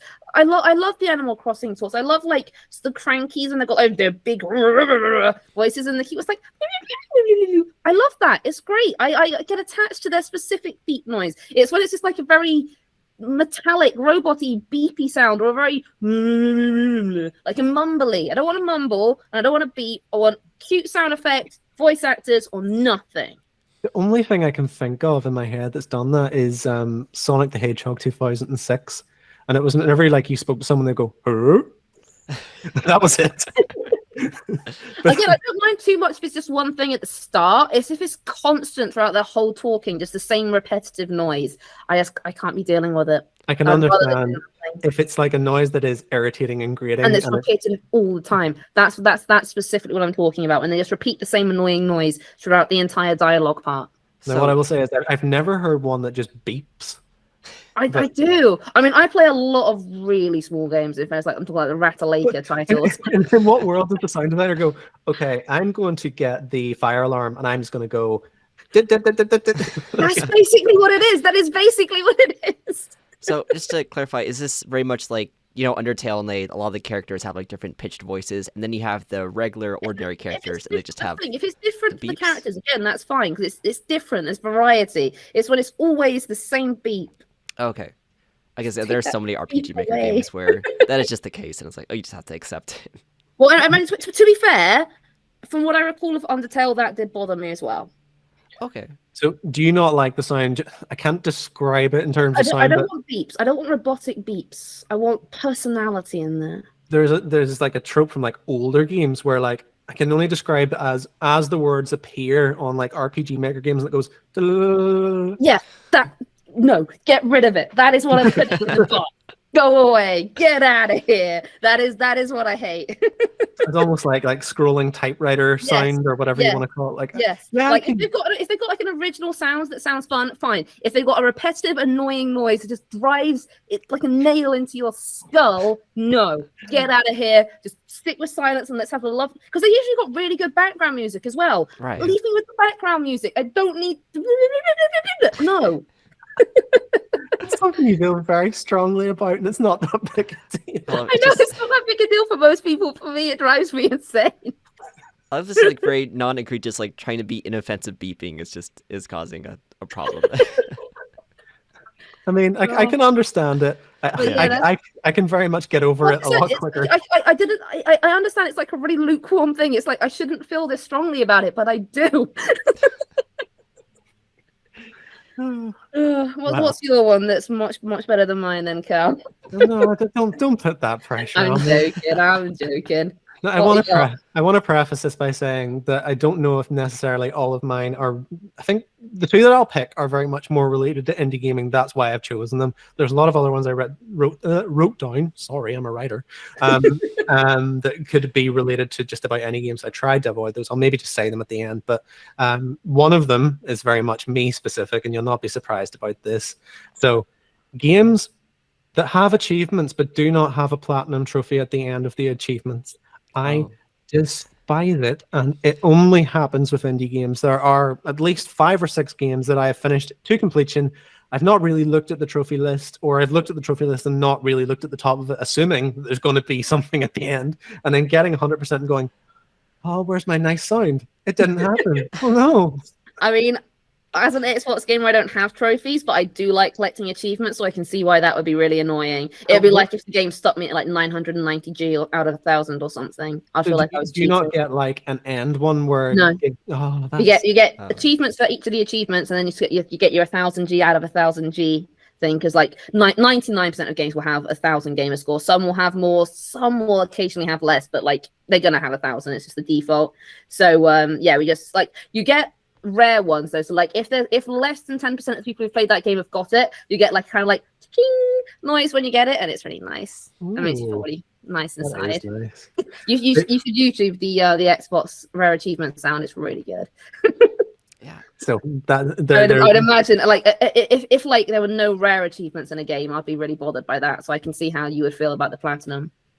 Yeah, so it's just that little kind of cherry on the top to go, you finished that. It gets added to your platinums. You've worked so hard getting all the other trophies. Now you can see you can collect your platinums. I get that. It's pretty effortless to do too, because you just have to exactly like surely it wouldn't be that hard for them to add it in for you. No, I like even though it's not something that affects me, I can definitely understand where you're coming from with that. It's a developer specific thing, because you see the amount of shovelware that probably shouldn't have trophy lists that do, and there are full-fledged games that I've played where I go, how does it not have trophy? Like, it has trophy support, but they just don't have enough to warrant a platinum. That's not right.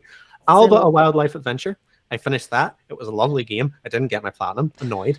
Encodia, another one. Was really annoyed. Kill It With Fire. That's another one. Kill It With Fire didn't. No, it didn't. See, I straight up won't play games if they don't have achievements. It's one of my really toxic traits. If it's a game that I've been really looking forward to, and they release it as a game preview, which means that achievements aren't supported, I just won't play it. I'm like, fine, I don't care. I need my achievements to make myself feel good about it.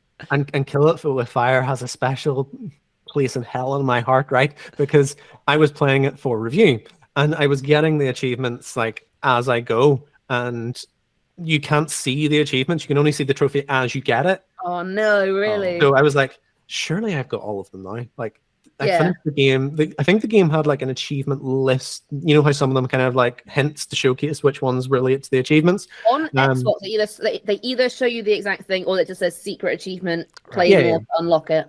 Well, basically, I had that kind of work alongside, and I'd done everything. I was like, I've done everything. Why have I not had my lovely little sound?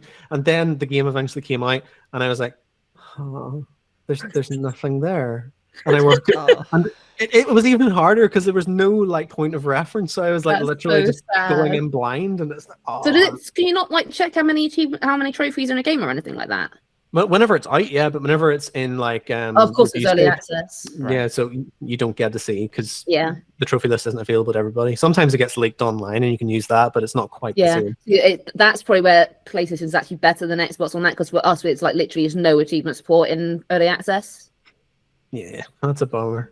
But yeah, that No, is that's fair enough. That's fair enough. Yeah. that is essentially the whole in and out of it. Like, I just hate not getting my validation at the end of working hard. Not to say that I work particularly hard for those indie games sometimes, but you know, it's I know what you mean. I know what you mean. a It simple feels thing. good. Feels It good feels to win. good. It's such a simple thing. As I said to you, my name is Mayo exists, and there is a platinum for that. So come on. Oh But man, JT, you tell what me do you something. hate, JT? Well, I'll say also I do like having achievements in games. When I don't have achievements, like, well, what am I working towards? Like, I need some kind of Exactly. external validation. And isn't it on Steam that you get your little ribbon at the end when you have everything? Yeah, and it's like, oh, I get to look at this nice thing. It says 100%, and they just added in like the last Steam update the sounds. Like, okay, now you get it. You hear a sound when you get an achievement. It's like, okay, thank you. That's it. That's awesome. Took your time. But it's like, oh, it feels good. You see this nice thing. It's like, oh, I feel complete inside from that. But I'll just start at one because I just really need to get this off my chest. Is when games murder my followers, or more specifically, like when they permanently murder them, and there's nothing I can do for.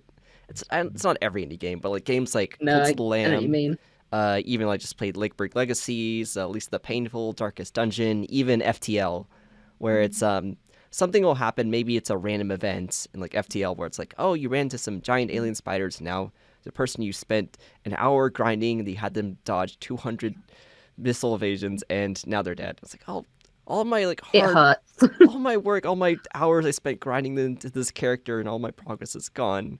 And it's not even specifically like, it's great if they die for like, okay, emotional reasons. Like, okay, there's a reason for them to die. But if it's just like part of your ludo narrative of beating the game, and now because they're dead, the game's going to be significantly harder for you, or you just grew attached to them because you give them personality. It's like, oh, well, this And sucks. it's literally all thanks to Aerith.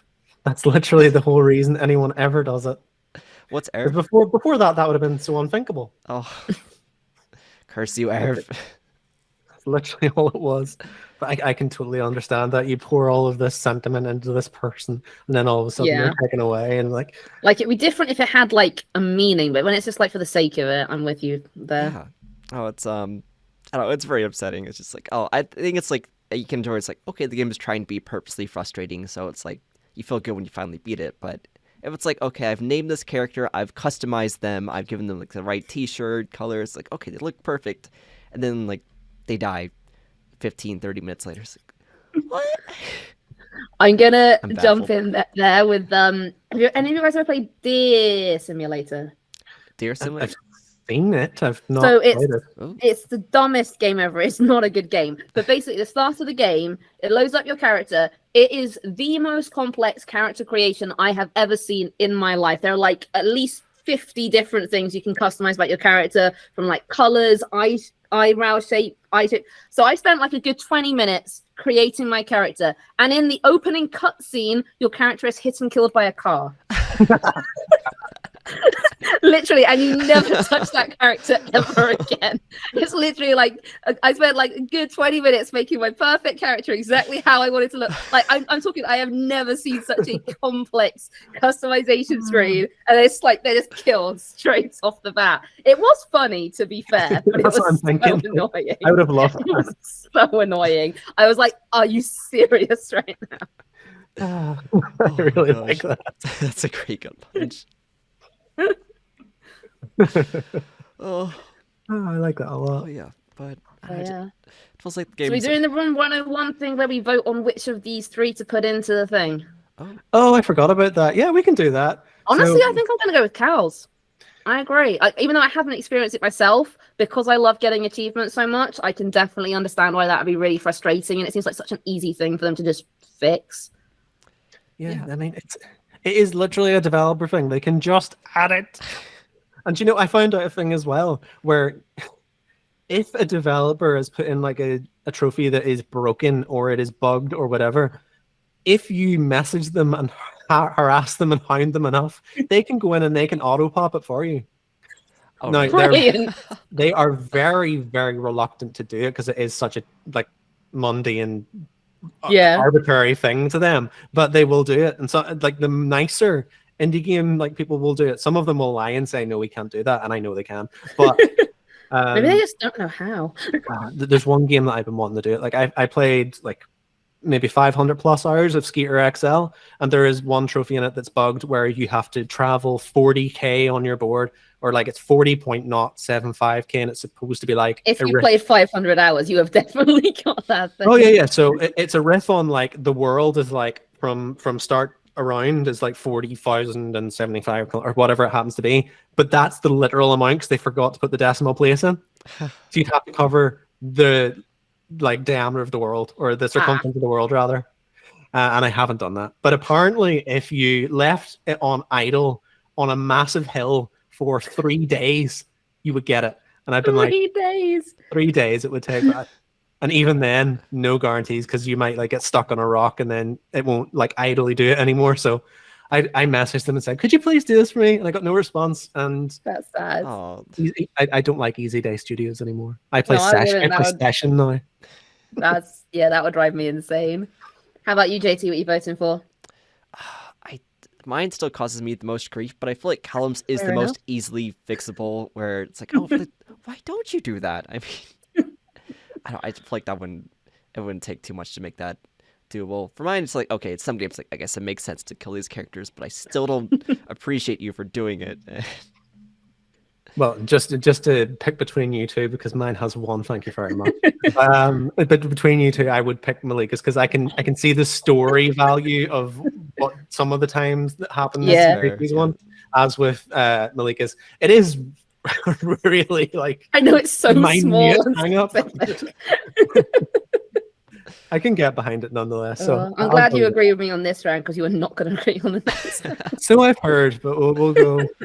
Well, you kicked us off last time. No, I'm saving mine till last, so you guys don't hate me until the end. All right. Well, I'll go with mine first this time, I suppose. Yeah, winner goes first. Winner goes first. Winner stays on. The one that I picked, and I was kind of juggling between two, and I've landed on this one mostly because of the fact that I reviewed Adora recently, but it's something that's been happening in indie games for a while, pretty much since Call of the Lamb, I would say, started this off. And they've done it reasonably well. And everything after that has been like, I'm going to jump on the bandwagon and I'm going to try and do this. I am really hating games at the minute that try to get you to build your own sentiment within a story. And it's very hard to describe, but I'll try my best. So there's a lot of games at the minute that are bringing out these assets where you get these characters, creatures, whatever it happens to be, and you get to build them into your group or your party or your cult or whatever it happens to be. And a lot of the value of the story, because the story tends to be pretty like lackluster or cookie cutter, is that the main appeal of the game is you putting time into these characters and like customizing them or giving them a name, or just like it asked you to put the sentiment on the character and go, oh, I care about them so much and they're special because they did this thing within the game. But there's a lot of games that actually don't give you these experiences where they enrich the character. Like at least in Call of the Lamb, you would have these things where they would like go against you and revolt, and you'd have to put them into like stocks and keep them at the side, and you'd have to have them repent and whatever. At least there was a bit of that, and you would go, oh, we don't like Stinky Pete over there because he did bad things. Everyone should shun him. But these other games are just like, oh, there's a cute little giraffe and you have to give it a name and love it, and it's going to go out on adventures with you on these like cookie cutter levels. And I can see Melika smiling. She loves this. I love it. You're describing one of my favorite game tropes. I just think it's really lazy in most cases. Sometimes it's good whenever they have like a story or a scenario where you get these like little bits that enrich the character naturally and you don't have to jump through hoops to do it yourself. When you have to do it yourself and they say, oh, you create the story in your own head because we haven't done one. I just Sounds think perfect to me. it's just, You're saying jump through hoops as if I don't immediately get attached to anything with a cute face. Like it is so easy for me to get emotionally attached to something. that's the I thing. can like walk through like a supermarket, see a plushie, and be like, oh, it looks so sad all Oh alone my on God, his the name's shelf. Trevor, and I need him now. I know. Yeah, no, I'm sorry, I completely disagree with you on that Yeah, one. It's like, give it a name. I love it, and I want it forever, and I don't care what the story wants me to think of it. It is my best friend ever. But it's one of these things that I don't need them to put extra effort into creating a story for it. That's what I'm here for. I will create a backstory for my baby. for example, right?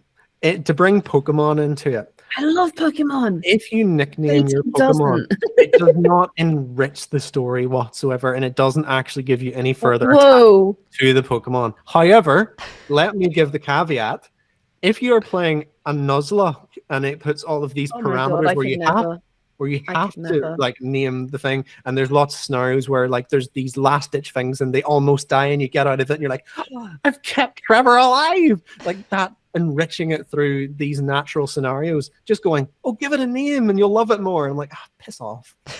Do you not love things? Oh, no, I disagree. I do get more out of it when I name my Pokemon. I accidentally forgot to name my Sprigatito when I played the latest Pokemon Violet, and I felt so guilty because I gave all my other Pokemon a name and I couldn't work out how to rename them for ages. So in the end, I just didn't rename my Sprigatito. But all my other Pokemon, they always have names. I like to give them names that are like related to what they do. So like Bulbasaur will be like Grassymon, or like, I don't know, Charmander will be Flamemon. Very creative. Oddish was 420. Nice. Oh, But yeah, I just like giving them fun names and cute names. Listen, I can get behind it to an extent. I just don't think the impetus should be put on the player to create these special moments. It should be very much on the developer. Where is your heart and soul, Cal? Do you need to be force-fed this emotion? No, because if it's done in a certain way, I enjoy it, and it has to be done with some sort of thought process. That's No, all I don't need. need any thought process. I just, if they can give me the cute graphics, I can give it the sentiment on my side. I'm happy to do so. But like I am see these arbitrary things that get thrown at you, like for example, playing a short hike and you get awarded like the little hat for being the best at beach stickball. I was like, this is the best hat ever because I've done it. But like it has to have that little sentiment that's natural within the game that the developers put there very purposefully, instead of going, oh, well, this is a thing that I kind of praised the other day for like the game jam where you had to create your own game and it was all pixel art, but that was very specifically done and it was very methodical and there was a thought process to it. That is literally all I need. That's it. yeah. And it pisses me off, evidently. I mean, I'll say. What about you, JT? I'll actually go off the one bit for Callum. I do like some bits in games where you do it, you make it a certain way. Where like in like Chicory, I think there was a bit where you can make your own T-shirt. If you remember that, Melika. And it's like, okay, if I can do that, and like because I made it and it was my design, I was like, oh, this is cute. But And then the other people start wearing your design. yeah, I would caveat it as well by saying if the game is essentially just that's what the game is, then that's a bit that's not different. enough. Like I don't mind it in like Animal Crossing because that is essentially all that game is. It's just a series of different ways of like pushing your identity and going, this is what I wear and this is what I do and these are the activities I do in a day, and that's different. That's fine because that's what it's for. But in these like narrative specific games, you need to. Oh, I'm just going round in circles. I'm spinning wheels. Oh man, JT, tell me your thing, oh, that's please. a good bit. Commercial day. It might be specific to me just because it's a problem I have, but it's manual saving. Just because I forget to save sometimes and it ruins me. And usually it's not too bad. It's like, okay, I lose 3 minutes of progress, but like the worst case is I lose 40 minutes or an hour and a half of progress, and it's horrible. And I even had a joke with chat where chat just says like, JT, make sure you saved. And I was like, okay. Yeah, I have mixed feelings about that because like I don't like certain games where it forces an autosave and I actually want to go back before it. What I like are the ones where it has 2 different saves, so it will have your manual save and the autosave, and you can choose which one to load. I think that is the best of both worlds, but I do agree when there's no autosave and it's just manual save, there have been times where I've lost like 2 or 3 hours of progress because I just didn't realize. It needs to be very clear, like when you go to quit, are you sure you want to quit? You haven't saved or something like that. Oh, it's I hate when they don't warn you. I would split it in two because if it's a manual save that I know I have to make, but it's regularly available to me, like Kingdom Hearts is one where you can constantly save. There's always a Yes, save that's point. like in the start menu as well. But if it's a game like, I don't know, Resident Evil, where there is set points, you have to save there and you're not going to get one for like another hour. Hate that. Yeah, that sucks. Because like sometimes you may have something you need to do and you don't want to just leave the Xbox or console like you're using just open for that whole entire time. Right. I definitely sympathize with those points. And for me, there's this one interaction to bring up Disco Elysium again, where I love that game. Surprise, I'll surprise, talk about it every go podcast. I swear. But I still remember my first playthrough of the game is at this one bit where I exited the Whirling Rags hotel where you're staying. It's a very run down hotel. You don't want to stay there, but anyways, you go outside and you go through like part of the investigation, and you do go through like, for me it was 40 minutes of text because I had to read everything really slowly, back through it. I was like, okay, I think I have a good grasp on it. And then I had the genius idea of kicking a dumpster when I was prompted to, and I was like, sure, why not? It'll be funny. And it killed me. Oh no! And you couldn't go back to just before it booted me all the way back to when I exited the Whirling and Rags. And I was like, I have to do that all again. Yeah. And the worst part is that game, it has some dice rolls in it where it's like you can like lose or win those, and so you get one chance to do it. And I ended up failing all of those dice rolls. And I was like, well, that sucks. That's what you get for being a thinker and not a brawn character. Oh, brawn is the way to go. It's just good dumb fun. I love it. You can pick all the things you want. You'll never die. Exactly. But yeah, it's like that, and also Subnautica, because I had a bit where I didn't save before I went to the lava area, and then I died and lost a bunch of progress. But those were the two outstanding games that caused now me you so mention it, I know I have definitely had experiences like that where I've just done something stupid. It's like, okay, do I live with the consequences of this, or do I lose an hour of progress? Yeah. So I think definitely autosave checkpoints, at least every like 15 or 20 minutes or something. Right. There just be like some set time limit. Say like, okay, we're not gonna deprive but this like person. For example, Potion Craft does it really well. It lets you at the end of each day, it will save, autosave, but you don't have to stick with it. So you can, like, when you go load the game, it will say, here's your last manual save, here is like the last 5 autosaves, so you can very much choose which point to jump back into. And I think the fact that it captures all those different save points is really, really useful, because it means you can decide, okay, am I happy with how this went, or will I rather repeat this action? And I would like to see more games doing that, to give you more, like, if you do, like I said, if you do something stupid and you want to actually go back to just before the stupid thing but still keep everything you did like right prior to it, I think that kind of thing is the best. Oh, exactly. It's like, so you don't get caught in like a game like in a death loop or something, so there's some kind of fallback. It's like, okay, so I don't accidentally mess myself up and I'm actually doomed. Getting caught in an autosave loop is the worst. It's terrible. Because you're like, okay, maybe if I move left at this exact point instead of like you try these really minute things and you know Oh it's not man. In fact, I'll tell you one that drove me insane very recently. There was this game that came out called The Bookwalker, and it was fantastic. It was wonderful. And then I made a stupid, but I don't say a stupid mistake. It wasn't a stupid mistake. It was the game's mistake. It let you recraft a key item, and my finger slipped right on the thing. So I now have 2 of the key item, didn't have the other one. It was impossible to get the resources for the other one, and it saves directly after. You cannot restart the chapter. So I had, do I go back on the 6 hours of content I have already done and replay it, or do I just never play it again? So I just never played it again. Why would it not let me restart this chapter? Like, I don't even care restarting that whole hour of the chapter, but I'm on chapter 5 out of 6. Why do I have to do 1, 2, 3, 4, and then 5? Because for some bizarre reason, they put the key item craftable twice. It's stupid. It's a double-edged sword, to be fair. But the only time I've ever like appreciated manual saving is whenever it's done for difficulty reasons. Now, it's only really, like, it only pops up in one game in my head, Dead Space and Dead Space 2, I believe. When you put it into hardcore mode, it's done in chapters. Every chapter has a save point, and if you do it in hardcore mode, you get 3 saves your entire run. What? Yeah. That's insane. That. It was. And how long is the game? So like maybe like 10 hours or so. Yeah, like, so you have to do it in one sitting. Yeah, and it's deadly as well. Like you also have to do it on hard mode, like hardcore mode, and you can't make a mistake. And what? So like if you die, you're just dead. Yeah. Well, then you go back to your last save, but that might be like 4 chapters ago.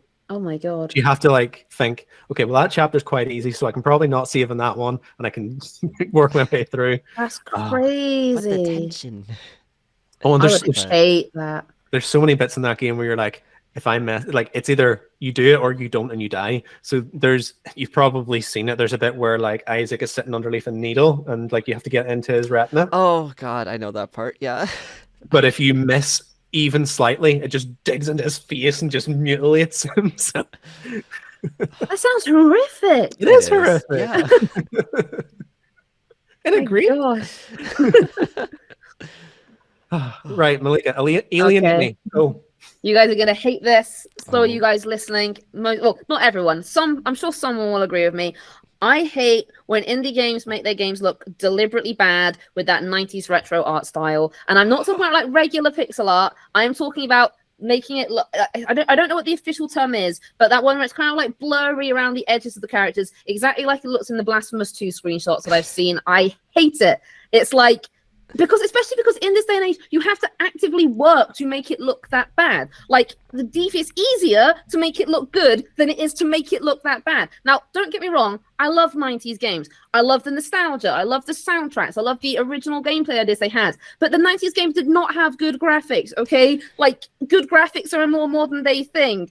And I don't understand why anyone would want to make the game look bad. And like I said, pixel art in general, fine. That blurry around the edges, not quite pixel art, not quite real art.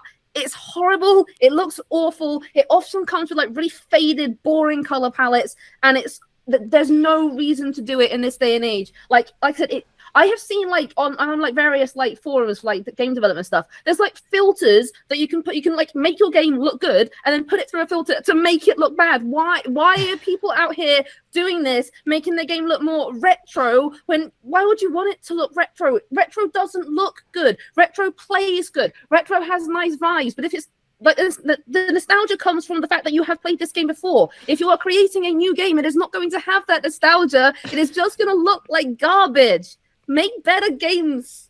I've been sitting here biding my time because I know I'm going to say something that will annoy you. So recently, I haven't moved on this yet because it's actually quite hard to source, but I was considering going out and buying a CRT TV. Oh. Why? What is wrong with you? Why do you want your media to look worse? Why? Because I hate myself, and that's okay. Yeah. Look, All right. there are so many bad things about today's day and age, like the economy and the climate crisis. The one thing we have going for us is good graphics. And yes, I'm committing to that as the only good thing about today's day and age. It is like the better quality technology, the higher quality graphics. Why would you take away the only good thing that we've got going for us? Now, what I would say is polygons aren't everything. They just aren't. Just think about all of the person's effort that they put in hand drawing each scene and making it look so hand heartfelt. drawing again. I don't mind if it's like a hand drawn. I am talking about when they have deliberately made it look bad. When it Pixel like demix. I love Pixel demix. They're the best. no, stop it, people. Why are you doing this? Make Like, the game look like it's on in general can PlayStation 1. be very hit and miss, but that blurry around the edges 90s art style is just the worst. I hated it then and I hate it now. I tolerated it then because it was the only thing around, but now there is no excuse for it. I don't want 8-bit, I don't want 16-bit, and I don't want polygons. I want PS1 pixel grainy. That's what I want. PS1 pixel grainy art style is awful. Oh. Just look up Silent 1 or Silent Hill 1, the original. No, this is no. exactly what I'm talking about. I hate this. I hate this so much. I also hate 16-bit, to be fair. Yeah, but not as much, right? I always I mean, feel let's so have a look. charming, though. I just like, oh, No, look 16-bit's worse. 16-bit is my least favorite, and then the sort of PS1 style. 8-bit I quite like, weirdly, but 16-bit I hate. Yeah, like I don't say quite like. I love 8-bit. I hate 16-bit. 32-bit's fine. I get a lot of joy out of the fact that you don't like this because it's somewhere that I like gravitate to. No, it's I told you, like, even before we started filming, I was like, you're gonna hate this, but no, it's I hate it so much, and I hate how prevalent it is. Like, so many like smaller indies like coming into, they just want to make the games look bad. It's like, No, if the only thing you've got going for your game is that you're going to make it look retro, why instead of making it look retro, why not make it a good game so you don't have to go with a stupid gimmick? Do you know what you sound like right now? An You sound elitist. No. I'm going to make it worse. Oh. You sound like a little kid who plays Fortnite every single day, and you show them a copy of something like your beloved Spyro, and they go, "Oh, No. that was crap." No. It was fine back then. Like I said, I've got no problem with like back then games. I'm talking about making them in today's day and age to look bad. I have no like. Back then, they were working on what they had. They set the groundwork for what is modern gaming. I fully applaud them for creating the backdrop for what we have today. But we have what we have today because of what they did. Why are people going backwards and spitting on the hard work put by those developers back then? They were always seeking to improve it. Like each generation came out with better and better graphics. Why are we going backwards all of a sudden? I don't know why they're doing this. I like my lovely nostalgia. It's lovely. It's warm. It's a hug. You can have nostalgia by playing old games. You don't need new games that look old. I've always just Yeah, thought you do. it has this minimalist charm to it. It's like, wow, what can they do It with does have a such minimalist this? charm. I don't have an issue with minimalist though. That's the thing. Like, as long as it looks good, make it clean around the edges. Same game, take away like I said, you have to work to make it look bad. Like that's the thing that gets me. I don't care if they've got a small budget and they've gone for very minimalist, easy to make graphics. That's fine. It's when they've actively, deliberately chosen a bad art style that is going to be harder for them to implement than just using pixel art. Okay. It's like actively harder to make it look like that. You sometimes, like I said, you have to put it through a filter sometimes. You can create a good game and then make it look worse. I hate it. Just to gauge this, right? Uh-huh. Give me some examples of games with big budgets that could do whatever they want that choose not to. Because I don't think there's a lot of them. I'm really bad at naming games off the top of my head, Cal, okay? As soon as anyone asks me, like, for example, I have read hundreds of books in my... If you tell me to name a book, I'm going to panic and say The Very Hungry Caterpillar, because I will not think of anything else. Like, literally, I'm trying to think of any other book that's not The Very Hungry Caterpillar or Harry Potter, and I can't. Like, I've read so many books. And it's the same with games. I have played so many games, but I can't think of them off the top of my head. What is this? Well, then your argument's invalid and we win. No, you know what I'm talking about, though. But the evidence. You know what I mean. I know what you mean for Blasphemous, though. It's like, okay, In fact, that's hang on, fair. I think I got one. Hang on, let me make sure that I'm thinking of the right thing. I don't think it's the D-Mix that you dislike. I think it's the fact that Norco looks awful. Norco does the it's exact so same dark. thing. Not. But think the teddy bear scene. Blasphemous 2 looks bad. It doesn't, though. Do you know what you don't like? It's not the pixels. It's not the graininess. It's the fact that they use like earth tone palettes. That's what you don't like. I hate that too. But it is also the blurry around the lines. It needs to be nice, clean lines. You like vibrant colors. That's what it is. I do. Right. I'm not saying that that's not part of it, but I'm saying that even when it has vibrant colors, it still looks bad in that grainy art style.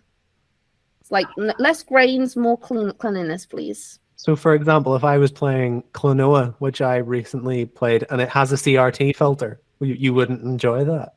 Let me have a little look at Klonoa. I'll tell you. Google Klonoa CRT filter because it was a feature, and see. Oh.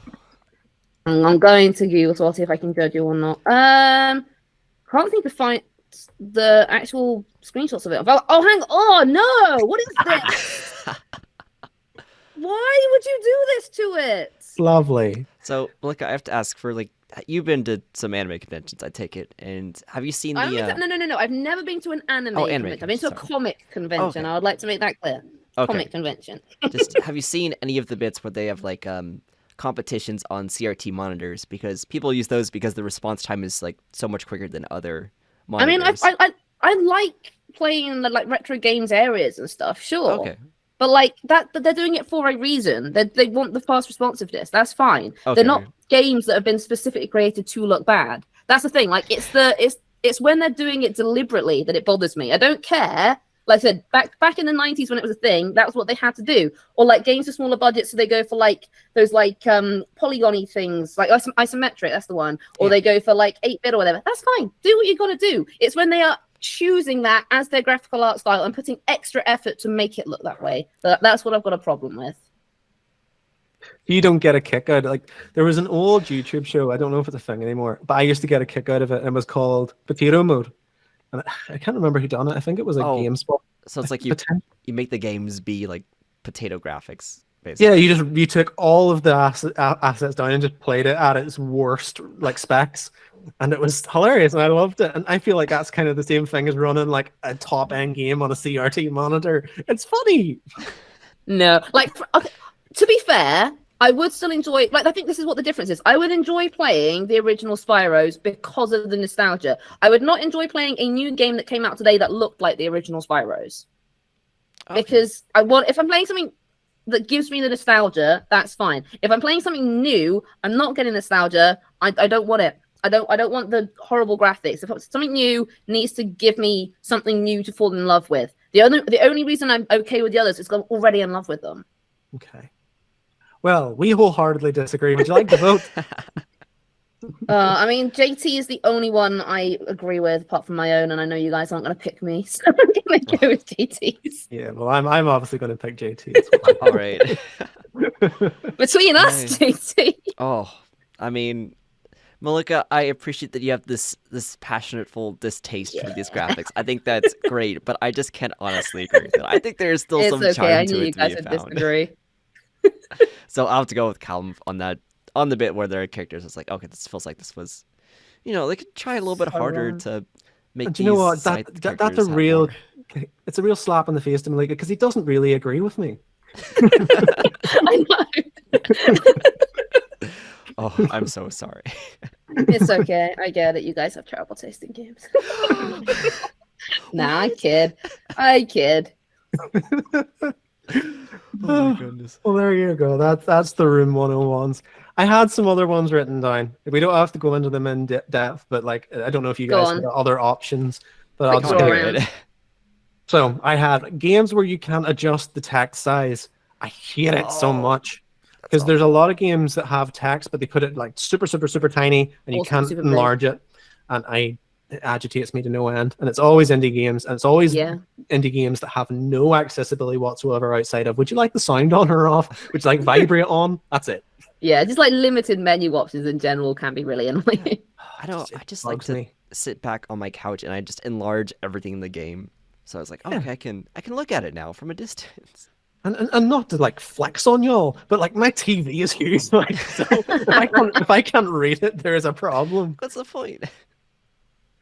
Oh god. And Actually, then go. speaking of that, there's this awful bug in a FTL that I was playing recently where I was playing it, for some reason the text size shrunk down to be absurdly small, and I couldn't read it. I was like, oh, what? And I just was clicking on options, wondering like, I hope this is a good thing. And but yeah, I know the pain of just having really small text, and so I can feel that. It's so irritating. I hate it, and it's such a really basic accessibility feature. Like it's not like I'm asking you to put like closed captions in or in the game or whatever. I'm just asking you to literally up the text size. It's been happening since the 90s. Come on. But What else you got? This is something that I've noticed in indie games for quite a while. Probably in the last year or two. There is something that I almost always associate it with AAA games, but it's happening in indie games a lot more now. Bloat. They're just taking the concept of their game and they're enlarging it and they're giving you more things to do, but it's all artificial. So they're keeping you on the hook for longer, but you're not actually doing anything. So they're putting these artificial walls up where you're like doing the same thing on a grind, or they're putting it on repeat, but it's not to benefit you in any sort of way. It's just Can you give like an example? I'm spacing. I'm trying. I think it's quite. I think I just quite enjoy anything extra in a game, so it's hard for me to. I mean, I could think a couple with. But I want to hear Callum's examples first. See, I don't have any on the top of my head. That's why I didn't pick it. Well, then it doesn't count. How does it feel? JT, dig me out. Yeah. Oh, I was just thinking of Okay, so I've been raving about Dave the Diver, and I still love it, but there are a lot of parts of it, or there's mini games or stuff that just takes a while. And like, okay, there's been Dave the Diver where every so often you'll reach an objective, and it's like, okay, come back up so we can talk about this. And it's like, no, I want to stay in the ocean and complete this. Don't Okay. don't derail my thing. Or that can be annoying. And there's some mini games or side activities like where you can grow a farm, have a fish farm, or do other bits that grow resources. And I like it, but also it gets to be a point where it's like, okay, I don't need to do this. I need this recipe, but like, what's the point of this? Or the bits where it forces you to do this thing that takes time, and It's just it feels like they're purposely wasting your time for no reason other than just to make you do with something else that's not related to the story or the game, and yeah, it doesn't It feel is. nice. It's distinctively a AAA thing because they want to say in their marketing, "Oh, our game has 30 hours of 50 content hours or of whatever. content." Yeah. Yeah, Yeah. that's something that's always been a thing. Indie games never had to do that because you're not expecting that. If it's 2 hours long and it's good, everyone's happy. No one really cares. And I don't know why they're bringing it on because it is a AAA thing and it's a mobile game thing and it's urging. It's kind of more towards what they're doing is mobile game specific because they're trying to keep you engaged with things that it's not grindy and it's not like just keeping you going for the sake of it. It's literally just giving you stuff that's longer to do that you could do in a shorter amount of time and you'd lose nothing from it. So that is very much mobile game central for me. But I couldn't articulate that quite as good as the other ones, so I did not pick it. Platforming RNG, hate that. Hate it so much. There's some games that I played recently where Definitely.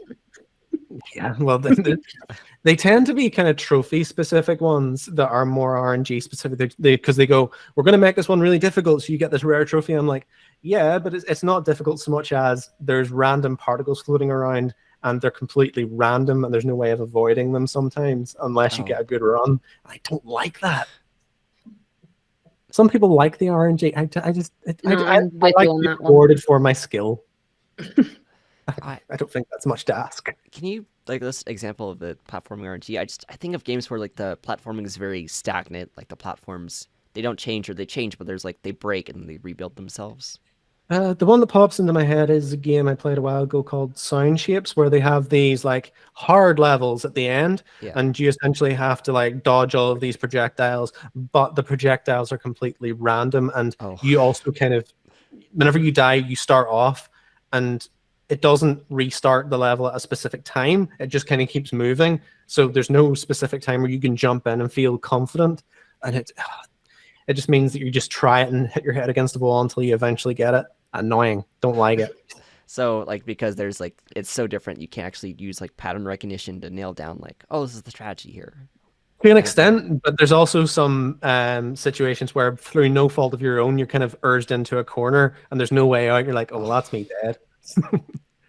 So that's just, it's irritating and it's not your fault, but you just have to kind of go with it. But some people like the RNG. Like I wrote a story today about a guy that done a max heat run on Hades, which is essentially turning up the difficulty to complete max and then doing unseeded, unmodded, and essentially having hell mode on as well. So you have to complete it in 30 minutes for a speed run. That's and you ruthless. Yeah, it's just like, and basically, I mean, even after like sort of like 6 or 7 heat on Hades, it gets like insanely difficult. yes, I mean, even on no heat, it's pretty difficult, but like 32 heat is so crazy. And that is completely RNG because if you get the wrong boons, you'll never do it. Yeah. So there's stuff like that where I'm like, fair play to you guys for just like hitting your head against the wall, but no, not for me.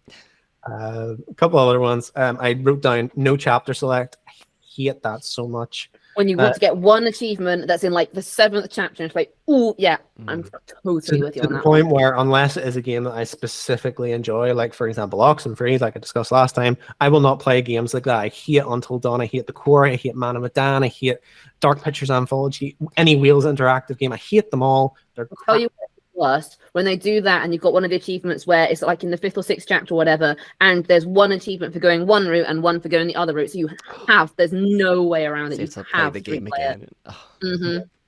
I mean, you can do cloud saving, but it's a lot of effort, like. Yeah. And you have to have a guide to do cloud saving because you won't know when to cloud save. Like, such an irritating. It takes the joy out of the story, and most of the time, the stories in those games are really bad. Have you played a Dark Pictures game? Because they are awful. I have not. Every single one of the characters are so detestable that you want them all to die. The objective is you need to keep them all alive, and you're like, I don't care if any of you live. So like it beats the point. So there's that, and then I wrote down unskippable cutscenes, but then I kind of backtracked on it because I'm like, I'm just saying that because I like to breeze through games and get trophies for the most part, but they're trying to get you to see a story, so I kind of see the side of it now. So I've redacted that one, and the last one is RTS Limbo, So what I mean by that is there's I games. don't play RTSs, so I play a bunch, so I don't care. I'm going to hear it. So basically, there's these games that are coming out right now that are trying to move away from the JRPG like turn-based strategy into these real-time strategy games that are almost turning into hack and slash games, and they are not achieving either. Really, they're in this limbo state where they're not quite a turn-based game, but they're not quite a hack and slash game. They're like these things where it's way too easy and there's not enough strategy for it to be an RTS game, but they're also not like cathartic enough and fast moving and combo heavy to be these hack and slash games like Bayonetta and Devil May Cry and all that. So they're stuck in this limbo where it appeases no one. Like, I really don't like how people are. I get that they're trying to move away from the turn-based style because it doesn't really fit a lot of games anymore. But it's not quite there. Final Fantasy 16 is a really good example of that. A game that doesn't really hit any notes either way. Some people like it, but it doesn't really appeal to any of like the major fans of either side. Right. Like I enjoyed watching the story of that, but gameplay wise, from what I heard, it was very easy and it didn't really click. Bash Square, do the quick time events. There's no strategy to it whatsoever, but it also doesn't feel like you're doing anything like super crazy. It's kind of like Kingdom Hearts to an extent, and that's kind of why I liked it. But even Kingdom Hearts has more strategy to it, and that's saying something because there's not a lot. Like, oh, I feel like RTS games or between hack and slash and RTS, like hack and slash is very like okay, you have to be involved. Strategy RTS is you have to just it's a game where like I want to like be drinking a cup of tea or something while like I order my units around and feel like go over there. Like Civilization, you could play that and it would take you all day just to finish like one game. Yeah. And you can take all day because nothing's going to happen. Right. But like it's like I mentioned before, those games that are these turn-based things, but if you sit on it too long, suddenly it moves on without you, and you're like, oh, but I was planning. That's all the ones I had written down, and I can understand that not a lot of those are like indie specific, which is why I tried not to bring those. Yeah. But they agitate me all the same. fair enough. Is there any ones you guys left out? No, I was pretty committed to mine. Yeah, I think we mostly covered it. Like I would say, like busy work, but for the most part, I mean that just like when games waste your time. I guess those two bits they just caused me so much grief because I just like I can think back to specific moments in the game where I lost hours of progress, or I lost this character that I really loved and cherished, and they said, oh, guess what? They're gonna die because of a random event, or because we decided that there was a % chance that they get cholera. They got it. They're dead. Haha. Now go do it again. I was like, are you? No, I can't. I can't get over this person. Actually, there is one more on mine. It sometimes happens in like the bigger games, but it's almost always in these. It's when you're panning the camera and it gets caught on an object, so you can only pan it like to a certain angle because for some reason the cameras won't pan past like a certain wall or something. It almost always. It's not exactly a trope. It's more just something they don't bother to catch out or whatever, but like mostly in AAAs you can go 360 with the camera, and a lot of indies get stuck for some ridiculous reason. I'd say that's just kind of part and parcel with 3D platformers. That's just something that happened. That's why I didn't include it. It's just something that's happened and they've never really decided to do anything about it. That's what I mean. You just end up with this big close-up of your character's face. Yeah. A blank vacant. Yeah, that's why I left it out. But yeah, it does annoy me when it happens. Camera angles can be annoying. Mm-hmm. And who wants inverted controls? Just a question. Used to. I'm not so much about it now, but I used to really like inverted. I just feel like you have to rewire your brain for them, though. It's yeah. Because like I remember thinking the same thing when my friends like asked if they could change it to invert. I'm like, why would you do that? Like, just try it.